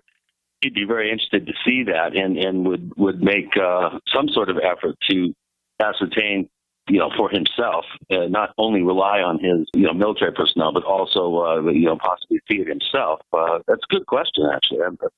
Yeah, it is. I have never seen any documentation anywhere that really points in that direction. There may have been some speculation, somebody writing some speculation on it, but I've never seen, and not to say that it didn't happen. I just have not seen in any of the research that I've done that there's any concrete evidence that he did. I think there was a report that he went to perhaps New Mexico or at some point during that time, but that was proven to be false. So, no, I don't know of it. I'm not saying that he didn't, but I don't know of it. Well, here's another interesting question that I've always had, and that is I've seen over the years kind of hints and allegations that Werner von Braun was present at some point soon after the Roswell story broke, and that he had come up from White Sands to ascertain the situation for himself. I have never seen any sort of smoking gun evidence that the Defense Industrial Security Council, or DISC, I love the acronym, which he was, I think, head of at the time, or shortly thereafter. I've never seen any real smoking gun evidence that he did make a trip to Roswell, but it's come up in a number of conversations with researchers over the years. Have you ever encountered any documentation that suggest that Werner von Braun was present? Yeah, but I can't put my finger on it. And there's no question that you had a lot of... He was just down the road. I mean, White Sands is just... Yeah, I mean, I would certainly think that he would have been in the loop. Maybe not, but I'll tell you... Well, especially if there was any suspicion that it could have been, German technology that was being brought out and brazenly displayed for the Southern Tier military and security apparatus of the United States. You would think him or Herman Holbrooke or somebody would have been brought in, at least, and brought into the loop and possibly even make a trip there themselves. I have heard that there are some little hints, as you said. I mean, I can't put my finger on where exactly I saw this or who I heard it from, but that he actually did make a quick trip up to Roswell soon after the story broke.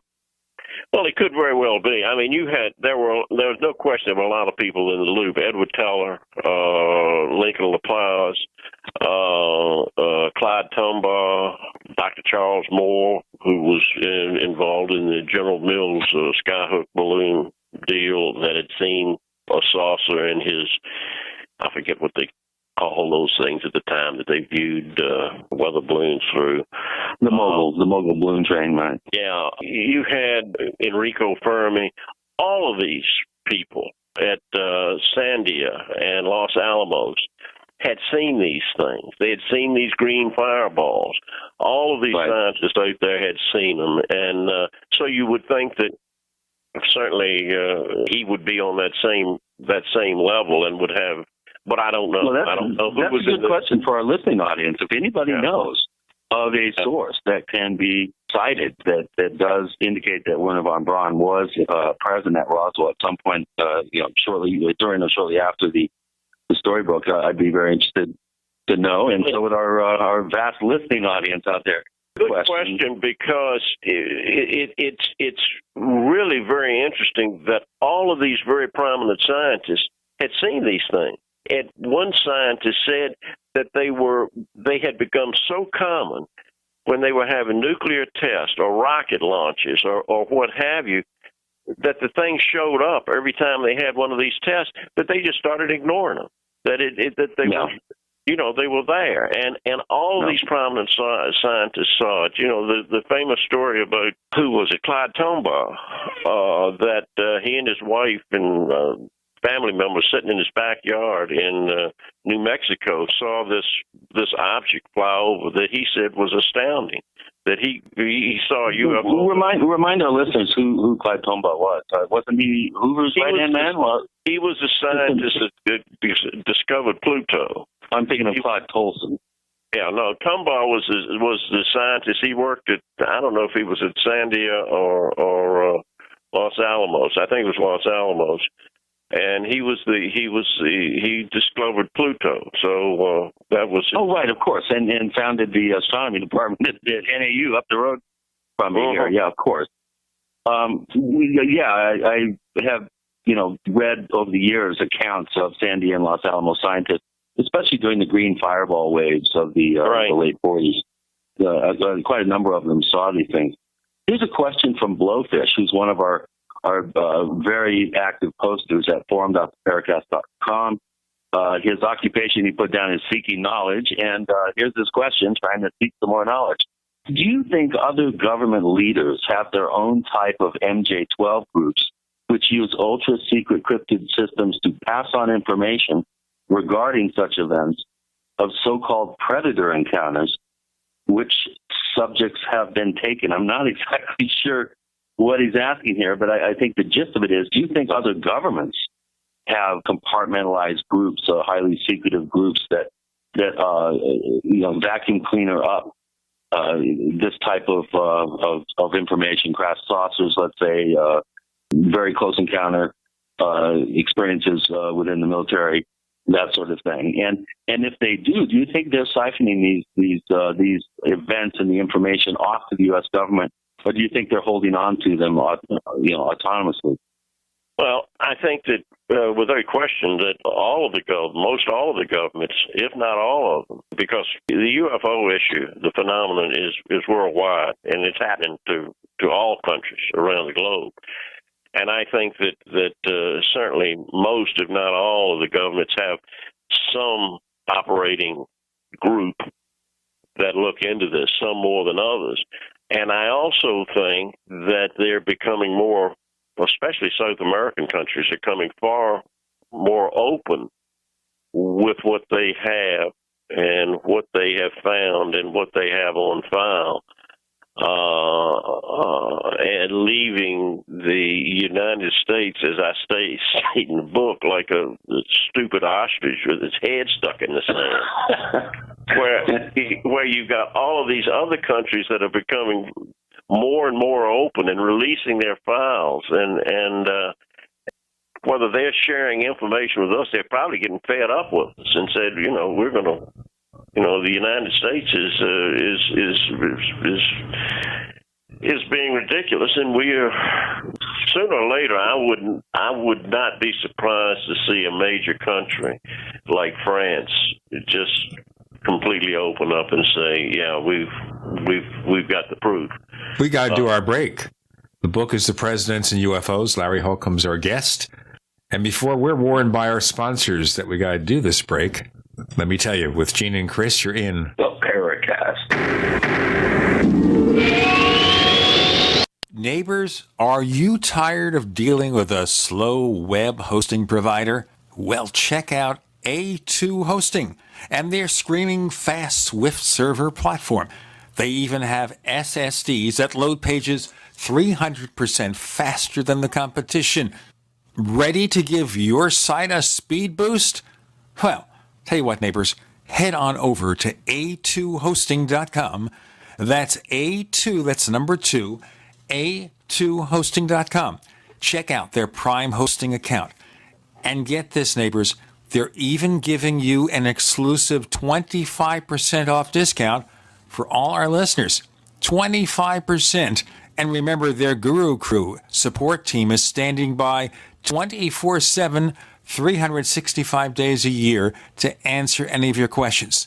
Now, to get the discount, use the coupon code GENE when you check out. Making the right decisions is a challenge to investors. Are we going to see economic growth, slide into a recession, or at worst, depression? Hi, Ted Anderson from Midas Resources. We all know when a company acts irresponsibly, divesting ourselves in a move towards safety is prudent. When the market becomes volatile, U.S. Treasuries are a safe haven. But what do you do when the U.S. government overextends itself and spends beyond its means? Many investors are turning toward gold as a common-sense alternative to traditional paper investments. Midas Resources has put together a powerful book titled 10 Reasons to Own Gold, discussing costs, benefits, risks, featuring full-color illustrations, weights, and measures. The book is free and can be yours by calling 800-686-2237. Paper investments are dwarfed by gold's 6,000-year history. Discover how gold may be right for you and your IRA by calling 800-686-2237. Whether buying or it's time for you to sell, the book is free. Call 800-686-2237. What good is a Big Berkey water filter? We get that question a lot here at BigBerkeyWaterFilters.com, and in a word, the answer is protection. Protection from water main breaks, E. coli contamination, environmental chemical spills, pesticide runoff, chlorine taste and smell, and all forms of fluoride. Plus, Big Berkey water filters are the original gravity water filter system and most trusted on the market for a reason. Tested by multiple independent NSF EPA certified labs, they are the gold standard in water purification. At only 1.7 cents a gallon, a single set of filters can last for 5 to 10 years. That means big savings. Big Berkey, the one that's powerful enough to purify stagnant pond water. Get a Big Berkey today at BigBerkeyWaterFilters.com. GCN listeners receive 5% off all ceramic filter systems. Visit our website or call 1-877-99-BERKEY. That's 877-99-BERKEY. Big Berkey Water Filters, for the love of clean water. On Facebook, on the news, and in conversations with friends, we're bombarded every day with advice on how to be healthier, from gluten-free and non-GMO diets to how much exercise and sleep the body needs. But how much have you heard about alkalizing the body? AlkaVision Plasma pH drops are a holistic and natural way to get your body's pH levels back in balance. Just a few drops in water will help your body rid itself of harmful waste. And even the healthiest of diets can be complemented with your daily use of AlkaVision Plasma pH drops. Who isn't looking for more vibrance, vigor, and energy? Now buy 2 bottles of AlkaVision Plasma pH drops and get $10 off your order. Visit alkavision.com or call 800-518-7615. AlkaVision Plasma pH drops are packed with a powerful combination of the most alkaline minerals and compounds. Open the door to greater health, vitality, and zest for life. Alkalize your body. Supercharge your health. Call 800-518-7615 or head to alkavision.com. We'd like to hear from you. If you have a comment or question about the Paracast, send it to news@theparacast.com. That's news@theparacast.com. And don't forget to visit our famous Paracast community forums at forum.theparacast.com. On the Paracast with Gene and Chris, we're asking questions of our guest, Larry Holcomb. The book is The Presidents and UFOs, coming out from St. Martin's Press next year. But you're getting a preview right now, and that's cool. Chris, any more questions before we get back to some things I want to bring up? Yes, our good friend Polterwurst from Germany. Yes. Has been a long-time poster here at the Paracast, and you too can ask questions of our guests. Just go to forum.theparacast.com, sign up, become a member, and you too can ask questions that we'll ask on the air. Now, Polterwurst is really interested in Jimmy Carter's sighting. And as you probably know, Larry, some people have said that he may have seen a star low on the horizon, like a binary star, for instance, Arcturus or Betelgeuse. Sometimes when it gets low, the atmospheric lensing separates the blue and the red colors, and it makes them appear to jump around. Has Carter ever indicated that he is aware of how the atmospheric layers with different densities create this lensing effect? Has he ever denied that that's what it could have been that he saw? And that's the first part of his question. The second part is, has any other member of the crowd Jimmy Carter was with when he saw his UFO ever spoken about exactly what they saw and if it had been truly anomalous? Good question. I've never heard anybody else verify his sighting. That is a good question, and it's the second half. This is what I'm referring to. It is a good question, and in studying Carter and his sighting, there were a number of men that were standing outside of this restaurant or wherever, I think it was a restaurant in Leary, Georgia, and saw this thing. And I don't know. I can't remember for sure if anyone else has spoken out about it. It seems to me that I did read somewhere that one of the people, or perhaps two of the people that were there, did say yes, they saw it. They verified what Carter said, and he did. He did go into some details, and Carter was an amateur astronomer, and he said he knew the stars, and he knew astronomy, and this wasn't any star, and that it was far too big. I don't know that he ever said anything about the atmosphere causing it to change color, but it certainly did change color. I forget, from white to yellow to blue or something in that, something in that of that nature. But it did change color. Boy, I'm trying to remember exactly what he said as far as the movement of it. I'm having a hard time recalling exactly what his description of how it moved or it didn't move in relation to a star. But he was convinced he knew it was no star. He said flat out it was no star. He didn't know what it was. And he said, I'm not saying that I think he said, I don't say or think that it was extraterrestrial, but I certainly don't have any indication of what it was, and it was extremely unusual. So it was a pretty good sighting, but no, I don't remember him saying anything about any effects of the atmosphere on it causing it to change color. But it certainly did.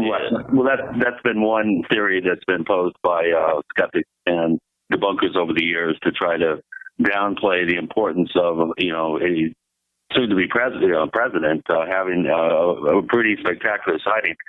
Well, but, Polterworth goes on and is wondering, kind of musing here, about Carter clamming up once he became president. And he's wondering if maybe the Air Force had told him some secret findings, or the CIA possibly, that possibly they include him in to some information he wouldn't have otherwise been given if he wasn't president. And that's what essentially shut him up and made him play it down in later years. What are your feelings on that? Why the turnaround? I mean, Jimmy really was into it. We touched on that a little earlier. Yeah, I think the keepers of the secret, if you will, were concerned about Carter. But my speculation is, they got to him and said, okay, here's some basics. And if this is revealed to the public, there could be dire consequences, something along those lines. And I think that our intelligence folks got to him and said, Mr. President, this is just something you should stay away from. Let's move to a couple of other presidents here because we don't have a lot of time. We have 2.5 segments left of the show. Time really flies, and I know we haven't covered near the ground we wanted to cover. But let me just ask you very quickly here, and let's go through them. All right. Clinton. Now, we know that his last chief of staff, John Podesta, is obviously very interested in UFOs and been very public about it. But what do you think Clinton knew, if anything? Probably a lot more now than he knew when he came into office. And that's not much of an answer. I think that Clinton wanted to know. He wanted the information. I think that a great deal of the information was probably withheld from him. He made some very telling statements after he left the White House. The speech he made in, I think it was Northern Ireland, where he was talking, he was addressing a letter that he got from a young fella asking about Roswell, and did he know if Roswell really happened, if it was an alien spacecraft that crashed there? And Clinton said in his speech, Johnny or whomever you are, if you are out there listening, let me say that no, I had it investigated. I even sent some people out there and investigated it. And no, I don't believe an alien spacecraft crashed in Roswell. However, something about the Air Force, I don't believe the Air Force knows that there, or has any information on or had any information on a spacecraft in Roswell. I'm not doing this justice, not having this right in front of me. But anyway, and he said two key statements. He said, of course, I wouldn't be the first president that bureaucrats lied to. Now, I think that's a pretty telling statement. The other statement, if you examine it, in speeches that presidents give are carefully scripted. And he said he talked about the Air Force didn't recover any alien spacecraft. Well, in July of 1947, there was no Air Force. The Air Force did not come into being until the fall of 1947. And so we shouldn't also forget, Larry, that Clinton is a Rhodes Scholar, a lawyer, and he knows how to parse his phrases, and maybe that's it. And he even quibbled on how you define it. Yeah. Or if. Hey, let's do our break with Larry Holcomb. Presidents and UFOs. More to come with Gene and Chris. You're in the Paracast.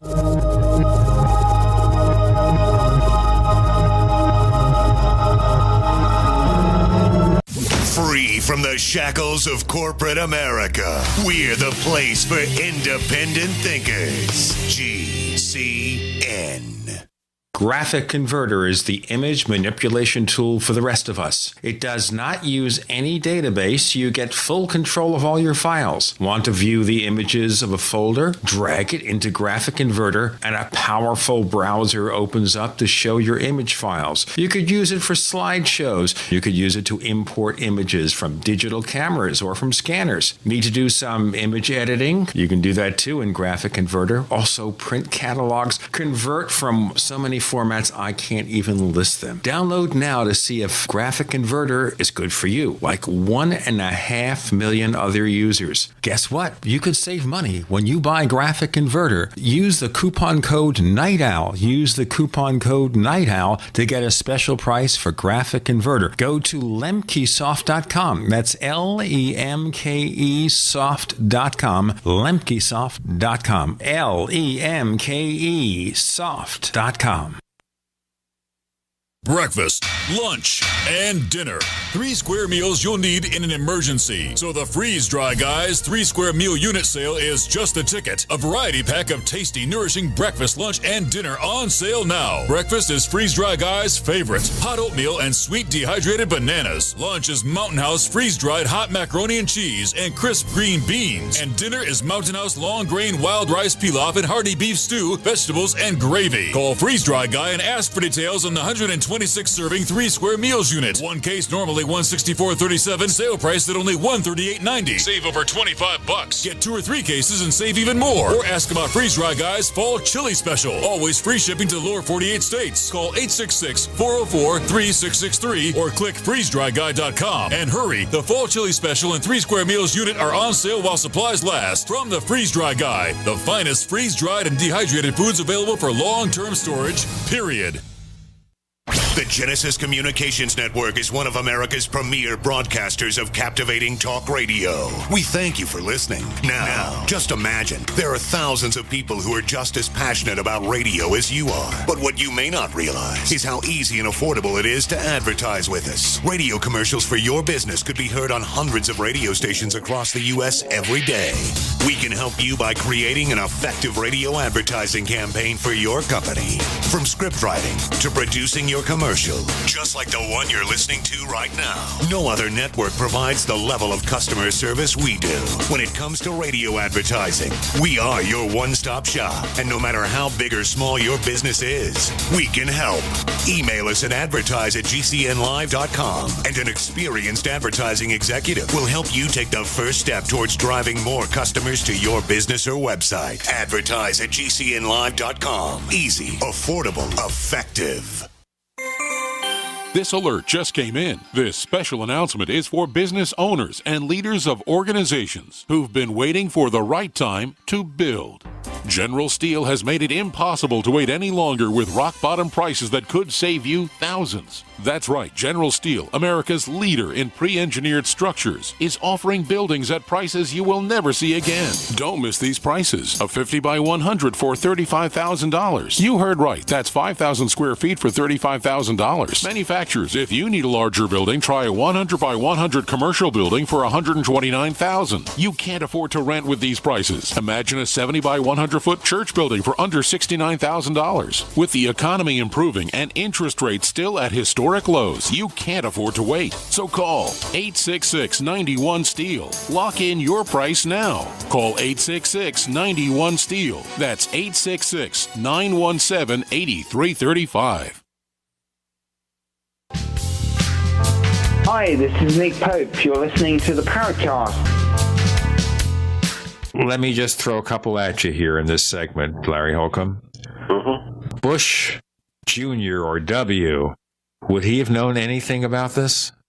Yeah, I think he probably knew a fair amount, but Bush was consumed with 9/11 and the after effect of 9/11 and the war on terror. I think that he probably had a great deal of knowledge from both his dad and Dick Cheney. I think Cheney, Bush was asked what he knew about UFOs, and he said, "Go ask Cheney."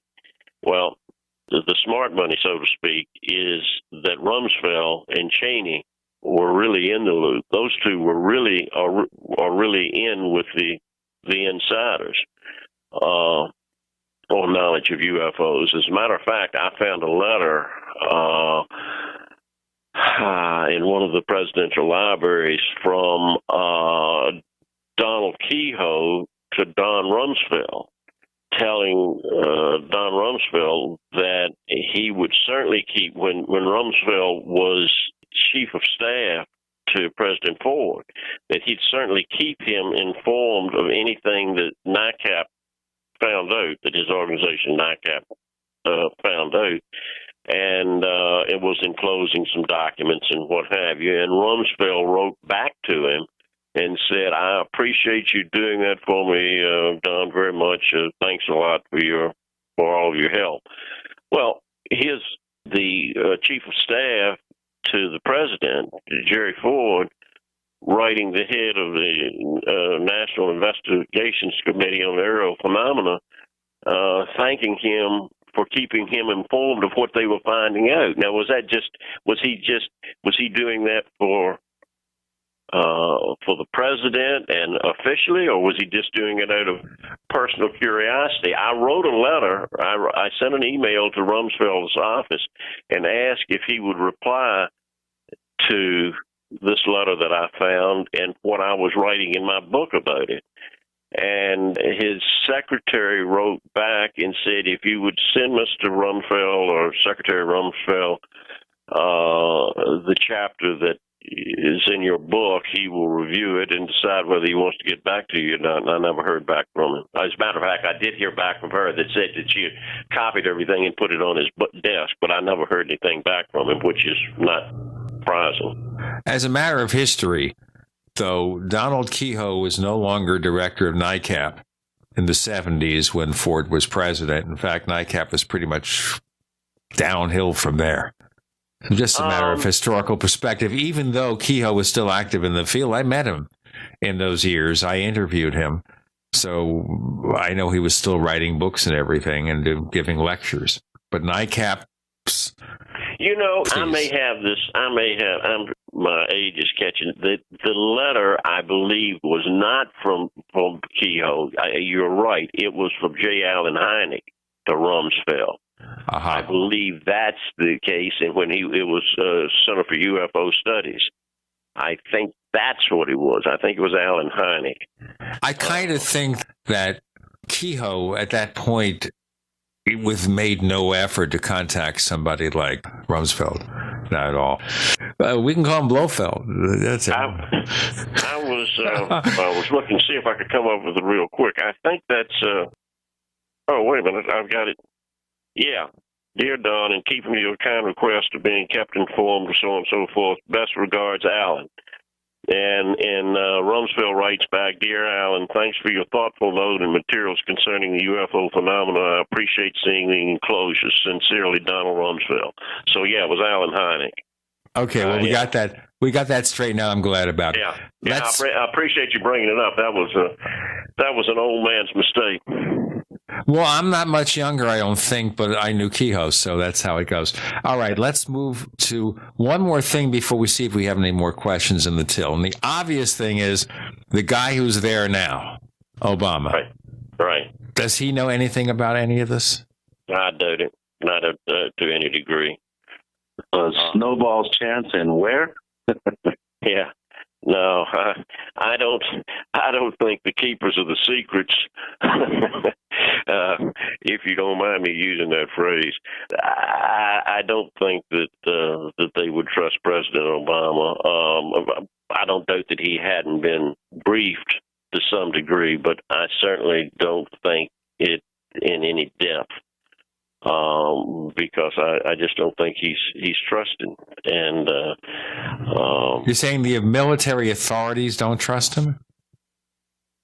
I don't think that the group that I call the keepers of the secrets trust him, and that is the people that have the information and those that can release the information. Would they feel then that he would reveal something if he knew? I think that's possible, yeah. Yeah. Would we have said the same thing about President Clinton? And I want to ask you another question here, which goes back to the conspiracy of Watergate. That's something I kind of made up. Let me be frank about it. But if we're going to have efforts to stop disclosure of the secret, and we know that President Clinton had an affinity towards skirt chasing, as they say, which a lot of presidents did, would the Monica Lewinsky revelation be another way to sidetrack any revelation about UFOs? I mean, it's the same theory. It could be, but I think that there's a reason I ask that, but go ahead. What president is in the loop of knowledge, and how deeply they're in the loop of knowledge is controlled by a very few people. The military, very few. How can I say this very quickly? I have a friend, a retired bird colonel in the Air Force, who has been done work as a lobbyist in Washington, and has close friends that he came up in the Air Force with. Although he's not a general, he has a number of general officers that he's close friends with, including a couple of 4-stars, some 3-stars, and some 2-stars. He wrote each one of them about when I was doing this book, if they would be interested to comment on their knowledge of UFOs. Everyone wrote back to him, said, sure, they'd be glad to talk. No, all but one wrote back to him and said, John, we'd be glad to talk to Larry. That's no problem at all. But the problem, I don't really know. They said, one of them said, I really am interested in the subject, but I don't know. You're talking about a 4-star general, man. The one that wrote back and said, I don't want anything to do with this subject, was a 2-star general that was head of a command that would know about every object that came into our atmosphere. I really probably, for the sake of John, don't want to go any farther than that with but you can guess what he was in command of. He didn't want to touch it. The reason I asked the reason I asked my silly question before is, if a president, despite everything, threatens or is in danger of revealing this secret about UFOs, would they do things politically to stop him, cause a scandal or something, deflect attention, show him that if you say the wrong thing, we know about it and we're going to stop it? All of the above and more. Wow. Well, that leads to a question here from Dave M. And he says some presidents, like Clinton, seem genuinely interested in the UFO question. If these presidents can't get answers due to some sort of need to know, why don't they just force the issue, such as sending a task force to Area 51 S4 and demand an answer? And before we get the answer to that question, we have other questions to be answered. Larry Holcomb, the Presidents and UFOs. By the way, if you want to get a free copy of Chris O'Brien's Secrets of the Mysterious Valley, go to our site, theparacast.com, sign up for our free newsletter, and we'll send you an ebook copy of Secrets of the Mysterious Valley. UnseenNow.com, proud sponsor of GCN. Unseen Now's unparalleled encryption tools keep your communications secure. GCN. Attack of the Rockoids has been well received by critics and readers alike. It's a thrill-a-minute story you'll never forget. A former U.S. military intelligence officer is haunted by intense dreams about a beautiful woman pleading for his help after a terrible battle in outer space. But the dreams turn out to be true and thrust him into a telepathic love affair with a woman whose faraway planet is intent on destroying the Earth. And now the gripping tale continues in The Coming of the Protectors. It's the second book of the Rockoids trilogy, a galaxy-spanning adventure that pits our hapless heroes against powerful, fanatical enemies that threaten the lives of freedom-loving beings everywhere. Attack of the Rockoids and The Coming of the Protectors. Classic science fiction at its best, available now. For more details, visit rockoids.com.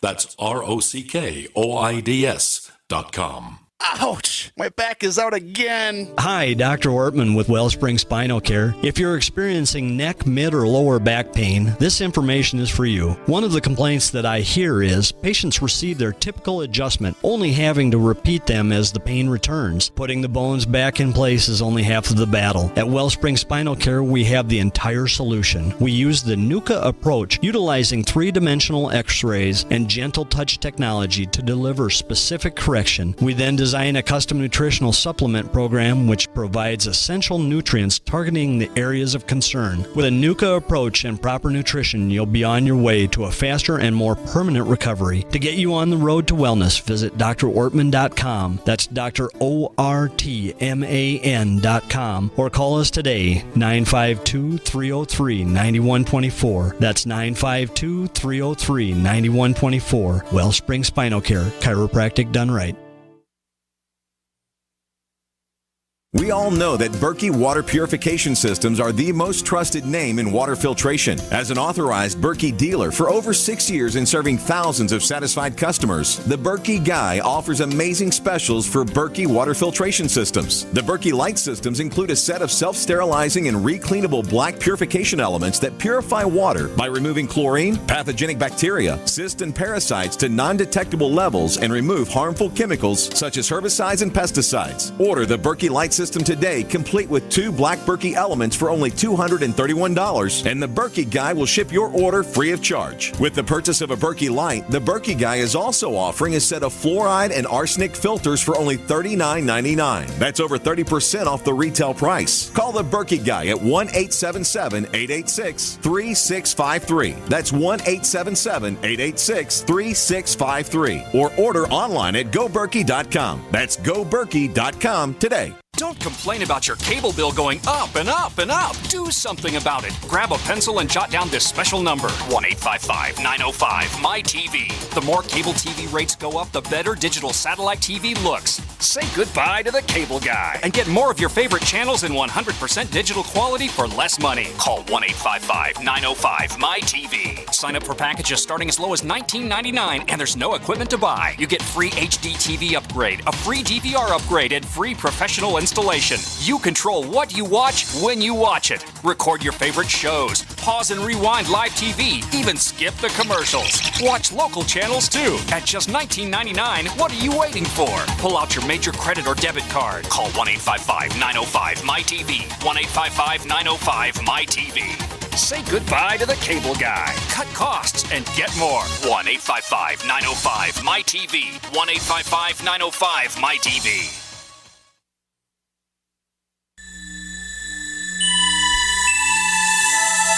This is Jacques Vallée. You're listening to the Paracast, the gold standard of paranormal radio.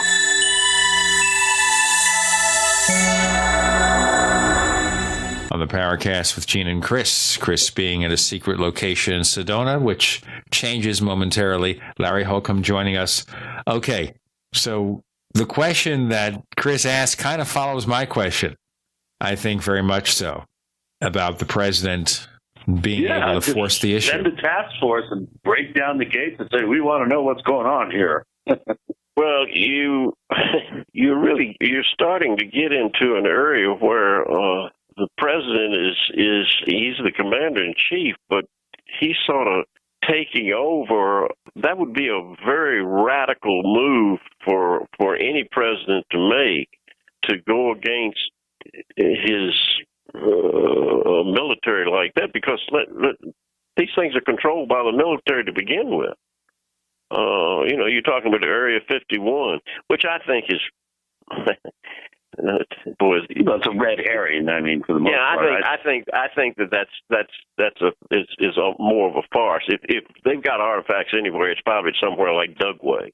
I think that they use Area 51 as a diversion, but that's another subject. We got this subject. Well, let's get real. A lot of this information, Larry, is probably held in the private sector, out of reach of FOIA and out of reach of just inquiring minds and government oversight. I mean, but let's get real. You can't FOIA, McDonnell Douglas, or you take McDonnell Douglas or TRW Systems or Lockheed Martin. They're so good at security. They're so good at keeping secrets. They're better than the government. So I think you're exactly right. This information they have a group of people that are part of this core group that I've been talking about. Chris, any more questions? We pretty much covered them all. Obviously some of our prior segments went over some of the material that we would now just be kind of regurgitating here, but pretty much I think we've covered the bulk of it. So Larry, since you started in the book, has anyone come to you from the government and said, hey, don't do this? No, it's not out yet. I don't anticipate it. It's a lot of the things that I talk about are directed at what I call the casual observer, and most of the stuff is, if people want to dig, it's been out there. There are some new things in the book. There's some sightings that I put that people have related to me, but no, I haven't been threatened, and I don't think that's no men in beige showing up with Samsonite suitcases filled with used $100 bills yet, huh? No, they're too. I've been waiting for them to show up at my house, man. Oh, you're getting too close to the truth, Mr. O'Brien. This should dissuade you. Yeah, I'm still hoping and waiting, but like my friend Stanton Friedman said when the majestic documents came out, and he said, I wish the government would arrest me. He said, because that would prove it's all true.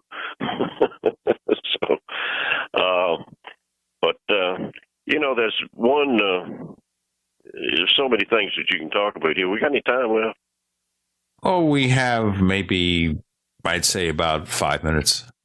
One thing I wanted to bring up that really tickles me every time I think about it.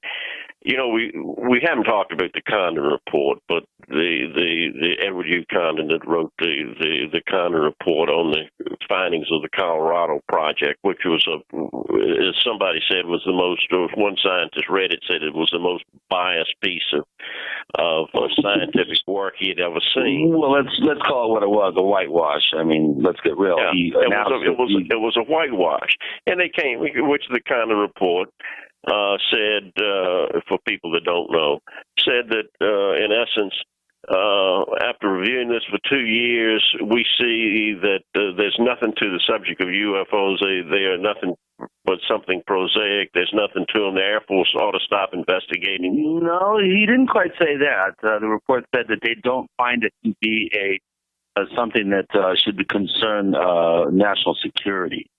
It's something they didn't find any sort of threat to national security. It was pretty carefully worded, if you remember. Well, he did recommend the Air Force completely dropping it, and they did. They dropped Project Blue Book altogether. The Condon report made the Air Force, enabled the Air Force just to do away with Project Blue Book, which was no big deal because it was. And 6 months later, MUFON started. But what's funny is, Condon's report comes out,